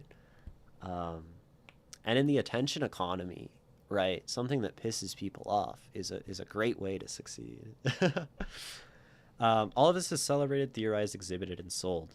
It's called provocation, criticism, transgression, concept. Anything but what it looks like once one strips away the gallerist rhetoric. A succession of increasingly impoverished gestures that need the market to make themselves seem important. So, something I think is really interesting that I've been thinking about a lot lately is how we provoke, criticize, and transgress as modern artists. Um, and I think this is fascinating to me because when we transgress against something, and that is culture, right? Values, society, whatever. But I think every form of art, whether it's like painting or poetry or whatever, um, or, fantasy novels, right? Culture has become divided into these subcultural spaces, separate from each other, facilitated by the internet, um, such that culture itself does not broadly consume any one thing in specific, and nothing kind of transcends into truly cultural phenomenon in the modern day. And so every subculture is left only to subvert itself. And I think, like, I feel like to me, a lot of art is spinning its wheels um, in this way, where like art doesn't have anything to fight against because it's been like pushed into subculture. I think interesting art is probably one that rails against the internet and society's, tendency toward this kind of isolated, atomized world of the internet. I think the internet is probably the best thing art can critique right now, because it's and like AI and all of this as well as like the defining kind of factors of the modern age. I guess at least in my Western late capitalist kind of privileged worldview, which there are probably people in the world who care a lot less about AI than it is relevant to me. So that's a big asterisk on that point. Um, Culture's weird though, right? Um, Maybe that's just like a terrible point that y'all can decimate me on, and I'm wrong. Interesting. Yes, I do love that. It starts with such a long, important series of conversations. It's talking about something specific, probably. Um, at what point? Blah. Oh, or dot. Yeah. Okay. Find it very. Okay. I'm going back to the essay. And now the machine has exposed them. After years of producing pleasant, decorative, and complacent images, they discover in horror that a machine can produce them too. And not only that, humans make monsters as well. That's a good line. I like that line. Um, they make them, exhibit them, explain them, and even find people willing to buy them. The sublime, in Longinus, admits stumbling, excess, and even defect, provided there is greatness. AI does not attain it, neither do they. The machine, at least, does not need to pretend that its mediocrity is a superior form of art. It produces and moves on. They, by contrast, have spent years doing the opposite, claiming for themselves the title of guardians of art, whose greatness they stopped seeking long ago. The market is their god, not art. In the same way, the lawgiver of the Jews, no ordinary man, having conceived the power of the divine in a manner worthy of it and expressed it accordingly, writes at once, at the very beginning of his laws, God said, what? Let there be light. And there was. Let there be earth. And there was.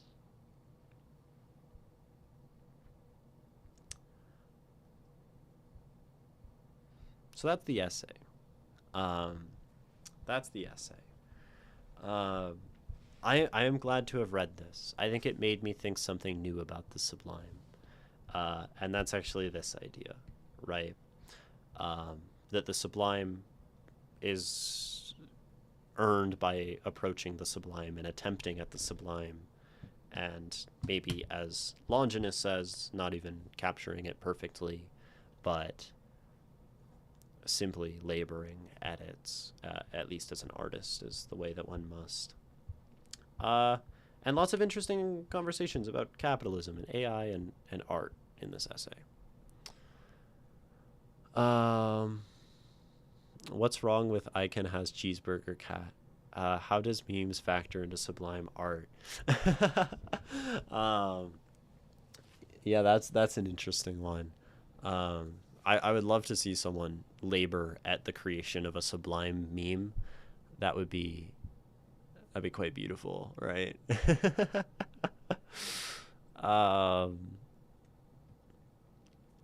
yeah, probably because memes are very like quickly and shoddily. Like in all seriousness, like memes are to be produced quickly, and to be produced as reactions to things in the real world. Um, Maybe one could sort of create sublime art through the creation of an immense amount of small works, an immense amount of you know cheeseburger cats, and maybe the spread of the meme itself tips into something sublime, a force that goes beyond human compulsion and action, or from human action to human compulsion, almost, right? Um, and then cheeseburger cat becomes sublime. um, You joke, but there's that meme about Dat Boy about how he's a product of pure human creativity, and I love that. So, yeah, I think memes are very fascinating as art and as cultural like touchstones, right? So so there's that. Renaissance paintings make some of the most amazing memes. True. A hot take: the sublime can be accidentally found through making stupid shit for fun. Yeah, the sublime probably can be made accidentally, right? I think that's true. I think it's very unlikely, right? In that anyone can win the lottery, right? And maybe that means there are two approaches or a number of approaches. It's probably more of a spectrum, but you could approach the sublime as creating lots of stupid shit and stumbling upon gold, buying a lot of lottery tickets, and eventually one wins.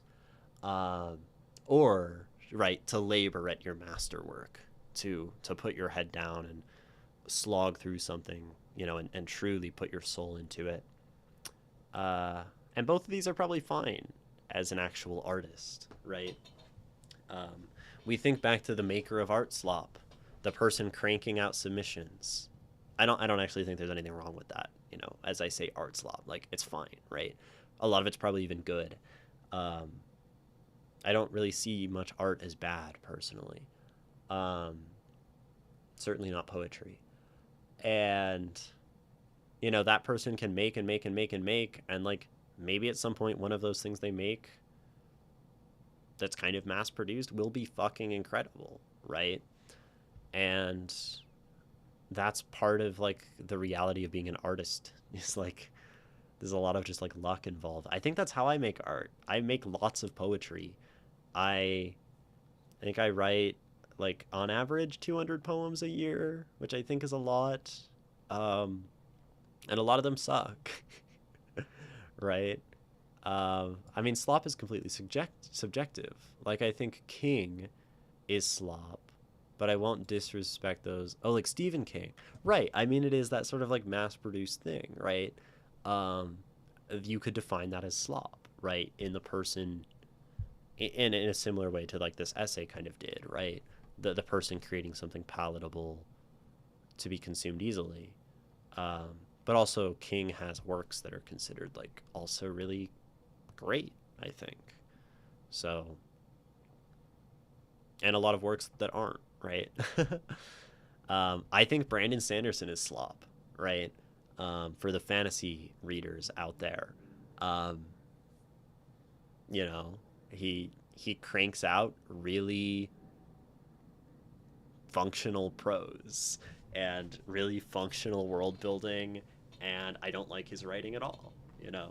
I used to, but I don't anymore, right? And you can still like Brandon Sanderson. I think he still has moments in his books that are like really great. So that's kind of one of the nuanced things. I feel like I tend to lean away from functional is a very kind way to put it. I mean, I think a lot of people think it works quite well, considering how ubiquitous it is. Um, but like, I've been using ubiquitous a lot today. That's kind of like the word of the day.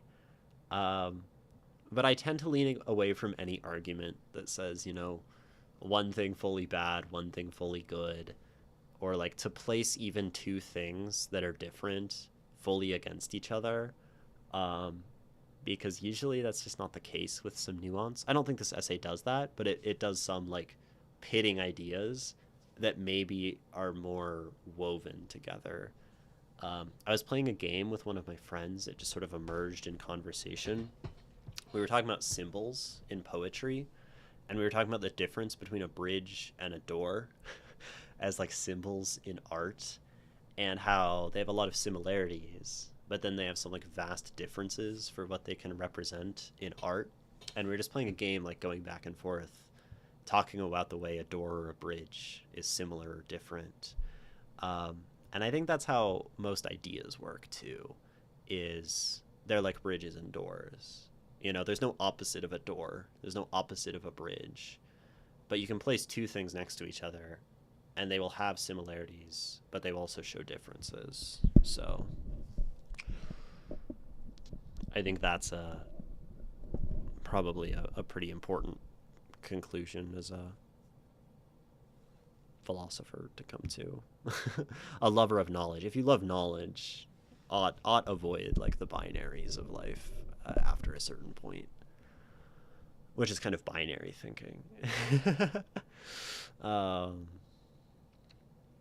Memes are so embedded in the collective consciousness of the public, they've become a new art. Yeah, and in the embedding of consciousness and transcendence, like 6-7 was sort of sublime in its meteoric like presence, terrifying, right?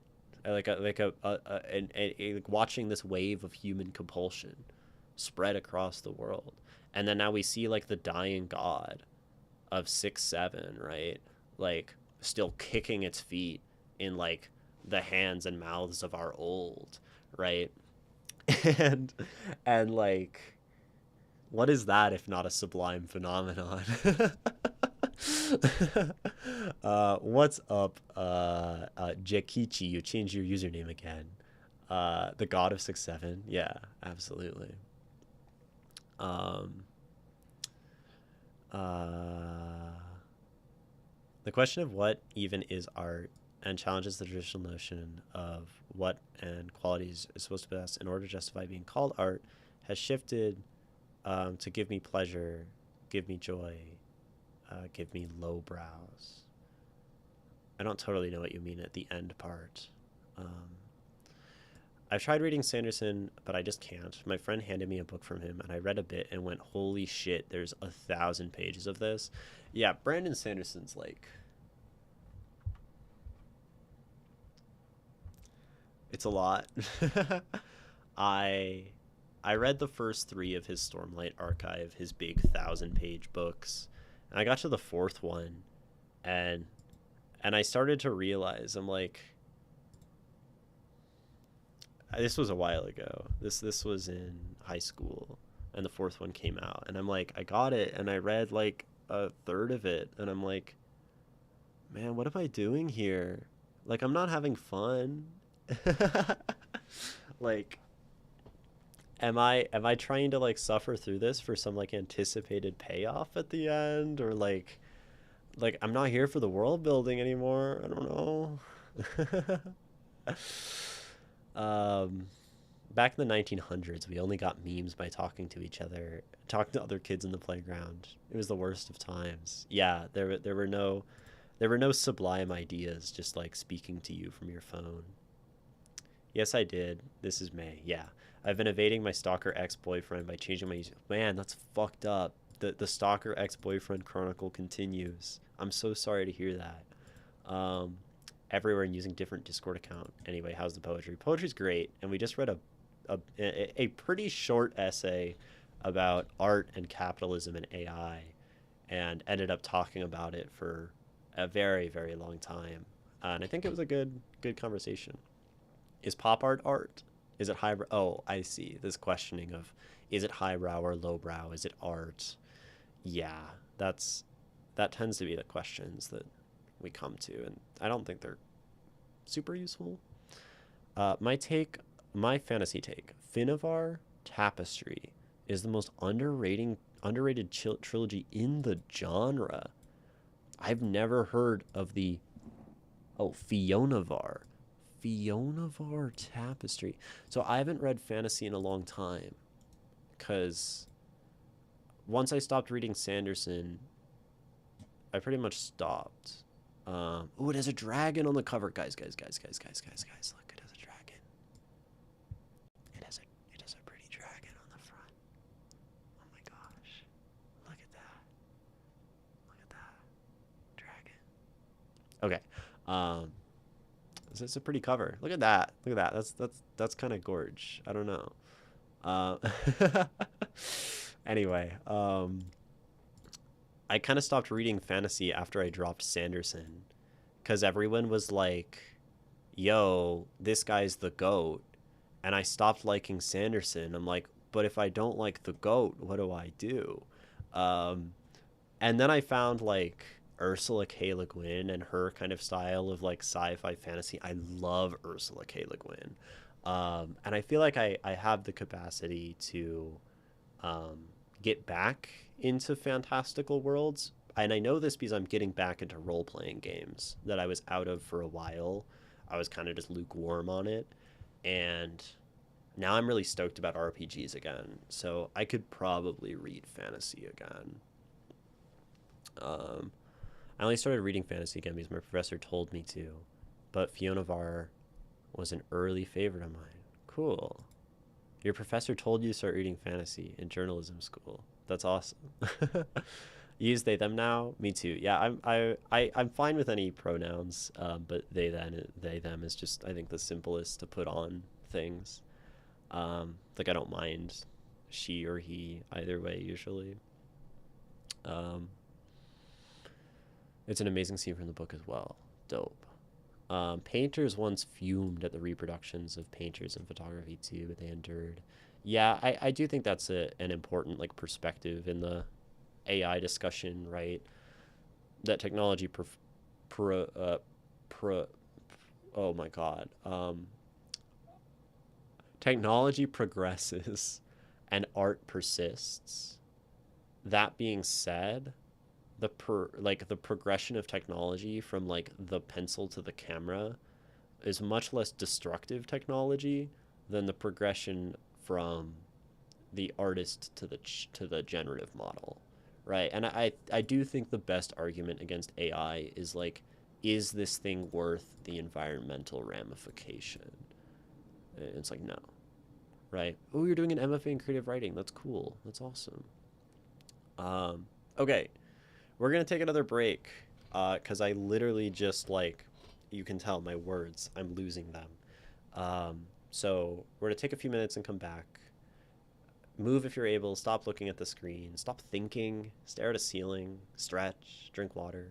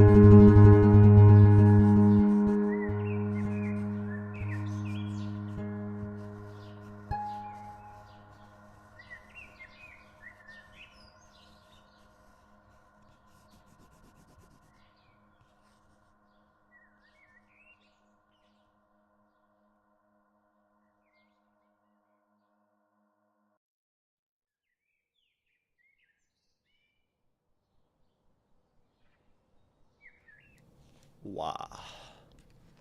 Welcome back. It is me, Imogen,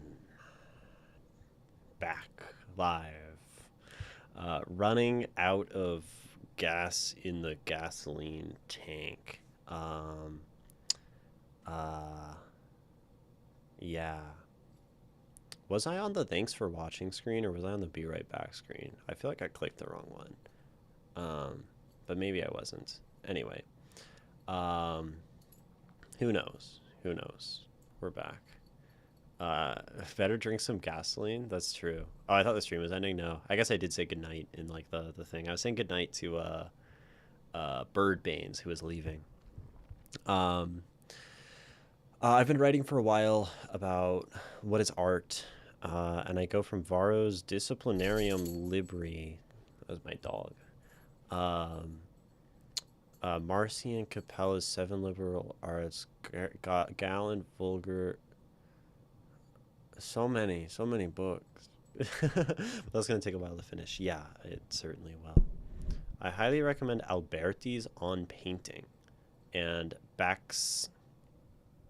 Baxendall's Painting and Experience in 15th Century Italy. Cool. Those, I mean, I'm also interested, of course, in what do we say? The nature of art and stuff. Though I feel like I have a pretty solid grasp, like through my own philosophic efforts, right, of like enough of an understanding of art that it does everything I need it to, right? And I don't feel like you read many like people like I don't think the philosophical venture ever gets particularly far. And maybe I just haven't read them, but I don't feel like I've read a lot of like, I mean, so I think of like great philosophy. I think of like Socrates. And even Socrates like gets to this point of like nothing can be known and kind of talks about some of these other things, right? Like in Plato's Republic, like in other books, right? And like his stuff about love in, well, the thing with Diotima in Symposium, right? And like we get to these points and like I don't think really anyone ever gets much further past these things. And I've heard the notion that like at some point you got to move past philosophy. Um, and I really like, yeah, Symposium. Thanks. I really like that notion. Um, uh, like I have a friend who says that if you're still reading philosophy and like you're an 80-year-old like professor and you're still like pondering these things, like you've probably done something wrong, you know?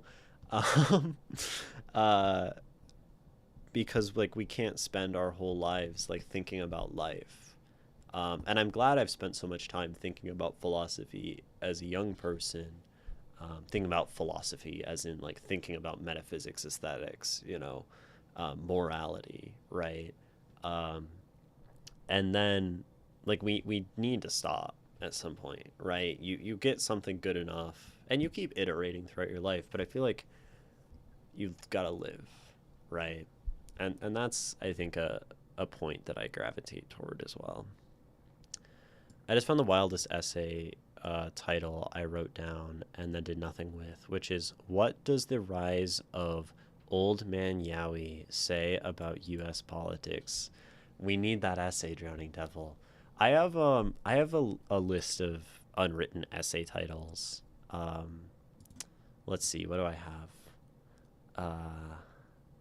Essays.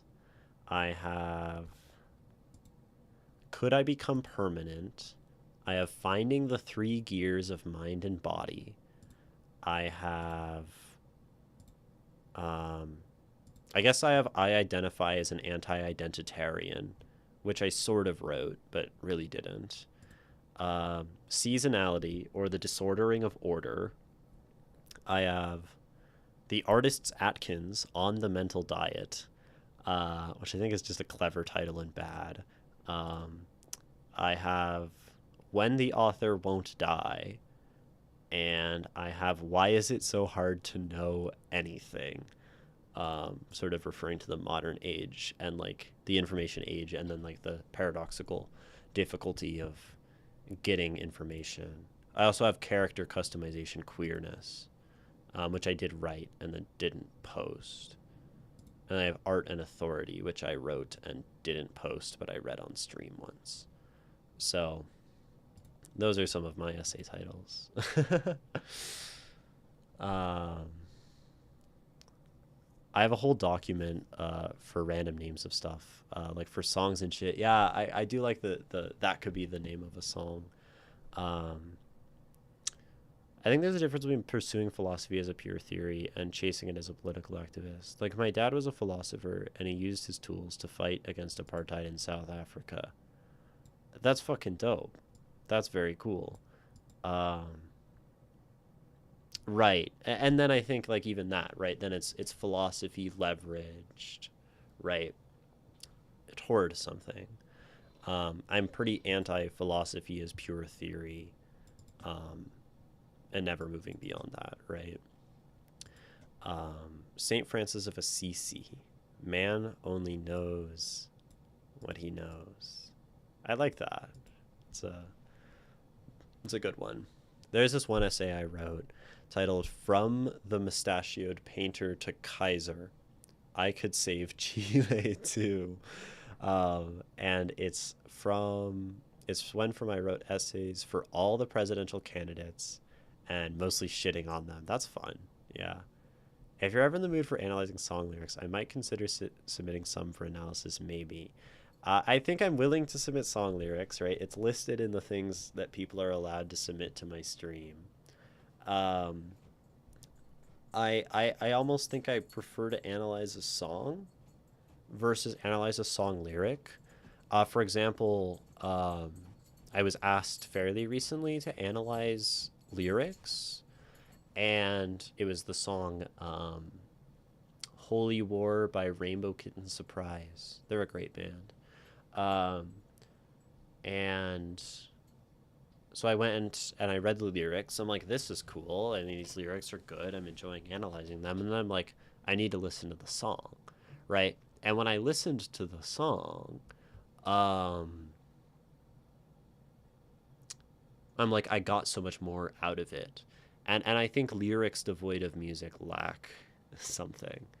I can't write actual music or sing anymore since my throat surgery. Oh, that's very, very sad. I didn't know you had a throat surgery. Um, and that's like permanent. Like you just can't sing anymore. That's Singing is such a beautiful thing about life. Um, uh, yeah, pure theorists like David Benatar are the bane of me. I don't even know who that is. I do have a video of me singing, but it's not great. You do not need to send videos of you singing if you don't like them. Although anyone can always send videos of them singing in the Discord if they want to. Dude, I read about Saint Damien today. Honestly, might write something about him and the need for dignity and empathy. I don't know anything about Saint Damien. Shall we investigate? Shall we do our occasional Wikipedia deep dive? I like this idea. Um, Belgian Roman Catholic priest. Father, look at this guy. Whoa. Dude, he looks like a wizard. Like, this hat, I think he could cast spells. I think you know, or like he's like an alchemist, you know? That's kind of what, like, yeah, anyway. Um, that's a great picture. That's a wonderful portrait. Um, okay. Uh, he taught the Catholic faith to the people of Hawaii. Is this bad? This sounds bad. Um, he also cared for patients of leper. Okay, cool. And established leaders within the community to build houses, schools, roads, hospitals, and churches. Cool, maybe except the churches, but I guess if they want them, that's fine. He dressed residents' ulcers, built a reservoir, made coffins, dug graves, shared pipes, and ate poi with them. Isn't this like the poi, staple food in Polynesian diet? Cool. So he was like hanging out and he was kind. He got leprosy and then continued to work until succumbing. Described as the martyr of charity. Damn. Patron saint of the Diocese of Honolulu and of Hawaii.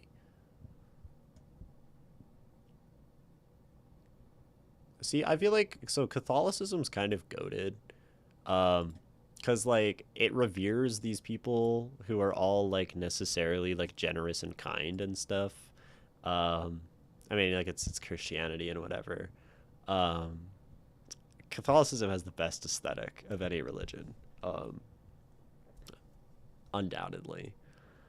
Um, da da da da da. Ray is Chilean, yes. Fuck it, even though I already submitted, I'll pop my story onto the Discord. Hell yeah. Yeah. I like the vibe in your chat. Thank you, James. I love the vibe of people in my chat. I don't know how my chat is full of cool people and wonderful artists and people willing to have like conversations about AI and art and philosophy and stuff. Um, but everyone seems to. Um, Funnily enough, my parents met because of their mutual love for Pablo Neruda, who I kind of hate. Yeah, we must, kind of rebel against our parents, right? Would take us to a Chilean restaurant in New York City every week. And I have a deep love for Chile since childhood. That's really kind of beautiful. Um, 2666 might be my top three of all time. So this is like a book or something. Um, by this guy who you guys are talking about. I feel like can someone put that in the Discord? I'm curious. Um, I have an open neck surgery because I had a cresopharyngeal myotomy and they couldn't do it the normal way with a scope because I have arteries where they shouldn't be. Basically, my esophagus was only opening about half the size of a pinky, so swallowing sucked. That's crazy. That sounds that sounds like quite the undertaking. Um, Not shout out to those arteries that are in the wrong place. So I had to have it laser. They lasered open your neck. I mean, okay, that's kind of cool. Like, it's just, I think of, like, I mean, that's kind of cool, right? Um, Historically, Quakers are the goat. I don't know anything about the Quakers, but I know that they put the oat in goat because of the Quaker oats, and I love oats, so I'm fond of the Quakers for their presence on something I eat every day, which is oats. Big fan of the Quakers for their contribution to the oat community. I can DM you a digital copy. Oh, you're talking to Ray, but like you can DM me a digital copy too if you're offering. A novel by Bolaño, who I've never heard of. Big trigger warning. It's about femicide in Mexico. Okay, good to know. Um, I have so many stories about Bolaño. Dude was a riot. Huh. There's even more to the story. Those people who got leprosy were ostracized and sent to an island to die so the illness didn't spread. St. Damien volunteered his life to those people so they would die with dignity. That's why it mentions him digging graves, because those people were most likely just being too... Wow. Okay, yeah, this guy sounds pretty dope and awesome. I love reading the stories of saints. They're always so goated. My esophagus is permanently relaxed now, but makes my vocal cords sensitive. That makes sense. I'm a gym bro. I fucking love oats. I'm basically also a gym bro. I mean, not exactly. I rock climb and I run. And I do like calisthenics. So, um, and then I wear sweaters so I don't look like I'm muscular, basically. um, Yeah, oats are like a perfect food. I Oats are gonna be in my like daily diet for the rest of my life, I feel like. Um a gym them. We love to see it. Yeah. Yeah. Rock climbing terrifies me. It's so fun. It's so fun to fall and like risk breaking things. Oh, there's not really that much risk. Um there's some insane saint stories. Yeah. For real, I'm not even religious, but damn, some of them saints were badasses. Right, yeah. And that's the cool thing about Catholicism is like it points to all these real historical people who were like doing cool shit. And then they said, yeah, we're going to like make you divine, right? Like that's pretty cool.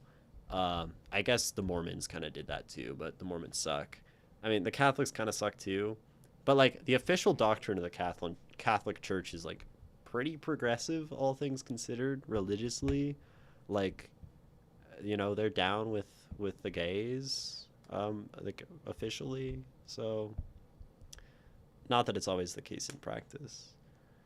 I have the letters of Saint Alberto Hurtado. Bro was a socialist before that was even a thing. Not everyone can be perfect. I've been listening to the Confessions of Saint Augustine. um I don't know why he's a saint yet. I don't know if he gets to that part. Maybe you can only be a saint after you die. Um, I don't know. Um, I don't really know what his deal is, but it's a fascinating book. Uh, I think I'm really like reading it. I guess I'm listening to it, but I'm reading it through this lens of like just trying to comprehend how this man can have so much kind of like regret and almost like shame, like this very Catholic shame, this Catholic guilt about the things that he's done, and he's like confessing the sins that he committed as a baby. And it's a fascinating work, and I think a lot about like the ways that I've spent my time and the things I've done that I'm sort of like ashamed of or feel guilt over. um, and I think reading Augustine, like connecting with that, is has been valuable for me so far. Um, yeah, normally after you die. Gotcha. Um, yeah, unfortunately, I live in Utah, where the majority of the state is Mormons. I grew up in Utah, from ages 1 to like 9, and I didn't really know that I think I met like one black person at school, and I think I like had there was like a family of like um I think they might have been like Egyptian, or maybe they were Iranian. Anyway, there was a family of, we'll say, some sort of Middle Eastern descent, um, in like my Taekwondo class, and I knew like some Asian people. It was like so white, and then like my family moved to California, and we were in like Berkeley and Oakland and these like hyper progressive places, and it was like cognitive whiplash. And then I learned that like gay people exist, and then I think I spent so long like not having model for like gay people, um, that like I didn't know there was any queer in me. um, so then even while I was in California, I was like, I'm not queer. I'm just like a straight guy. And then we came to Vegas, and then it was pretty like not diverse again. We have a large Hispanic population. Oh, and there's in Utah. Is that like more recent? I don't know. Um, anyway, but oh, I guess I remember there was the really good Mexican place in Salt Lake City. I don't know if you're in Salt Lake City, but like there's a place called Red Iguana.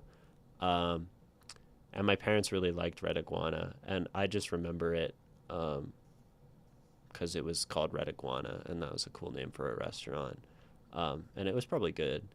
Uh, um, anyway, so then I came to Vegas, and then like I had this like, and it was like whiplash because then I was at a Christian school, so I kind of got like diversity whiplash in my life, and then realized I was a little queer individual. Um, and then went to college in Michigan for a bit, where it was again very white. So, the most accepting Mormons I meet will still tell me I'm not a man in their mind or God's mind, and that I will be in a lower level of the afterlife than any Mormons I know. They believe that people in the highest tiers of heaven can visit the lower tiers, but never the other way around. That's so fucked, man. Mormonism taking L's. Uh, Props to you for like being yourself in spite of that and like living. Keep fighting that good fight. um, my stepbrother couldn't even have his family at his wedding. Right? Yeah, Mormons. We're starting to get more diverse here in the area that aren't. Um, the hills have eyes where you can hear the banjos playing, just driving up the dirt road, right? Um, the thing I miss most from living in the United States is all the food from Latin America. Yeah, we have killer Latin American restaurants. It's the weirdest way to recommend a restaurant. Yeah. Well, it's more just me recalling it. Um, anyway, um, St. Francis of Assisi is perhaps the best saint film ever made. One of the best films, to be honest. Francesco Guiare di Dio, The Flowers of St. Francis. Okay, cool. Ray saying something is one of the best films ever made is, I know Ray watches a lot of films, so I'll paste that into my search bar and close the tab later.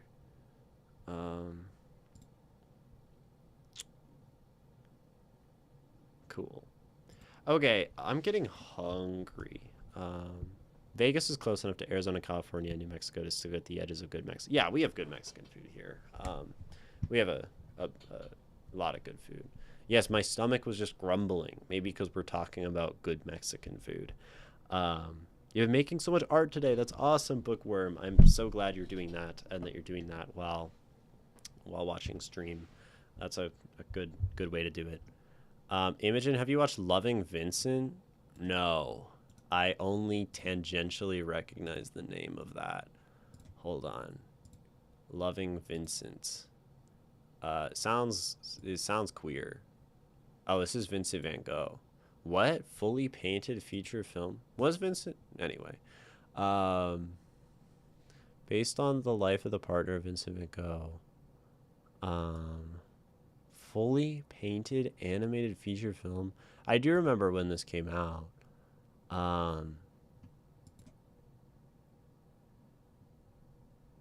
Yeah, okay. No, I haven't seen it.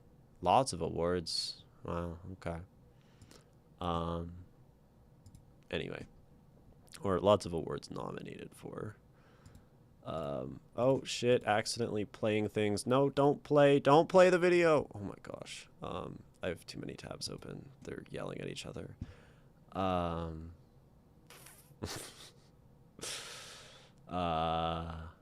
Best film you've ever watched. Okay.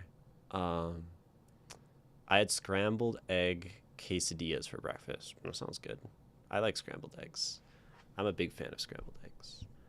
I literally mentioned him earlier. Love that film. Yeah, I think we were briefly talking about, well, when we were talking about art and stuff.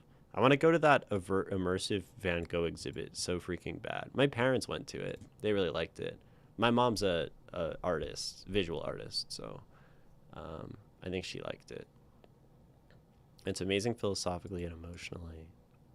Good to know. I like philosophy and emotions, as you all may have been able to tell watching my stream. We like both of those things here, and particularly the coexistence of them things, right?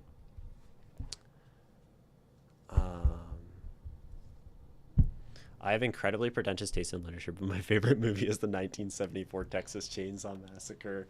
That's so real, right? And that's the thing. Like, there's nothing wrong with loving like mass media. Like we were talking about like slop earlier. And I don't know if horror movies and like gore and shock value falls into the slop category, but like, I haven't seen it. I don't know. It's probably not very philosophically stimulating, but like, there's nothing wrong with that, right? Like, who cares? Um, Loving Vincent is about the life and death of Vincent van Gogh, told through the subjects of his paintings, talking about him after he is gone. That's cool. That's very cool. Trying to understand him through only the memories they find the others have. Whoa. Don't get me started on 8.5. Y'all have a lot of conversations simultaneously. Okay, I'm hungry. It is time for stream to end.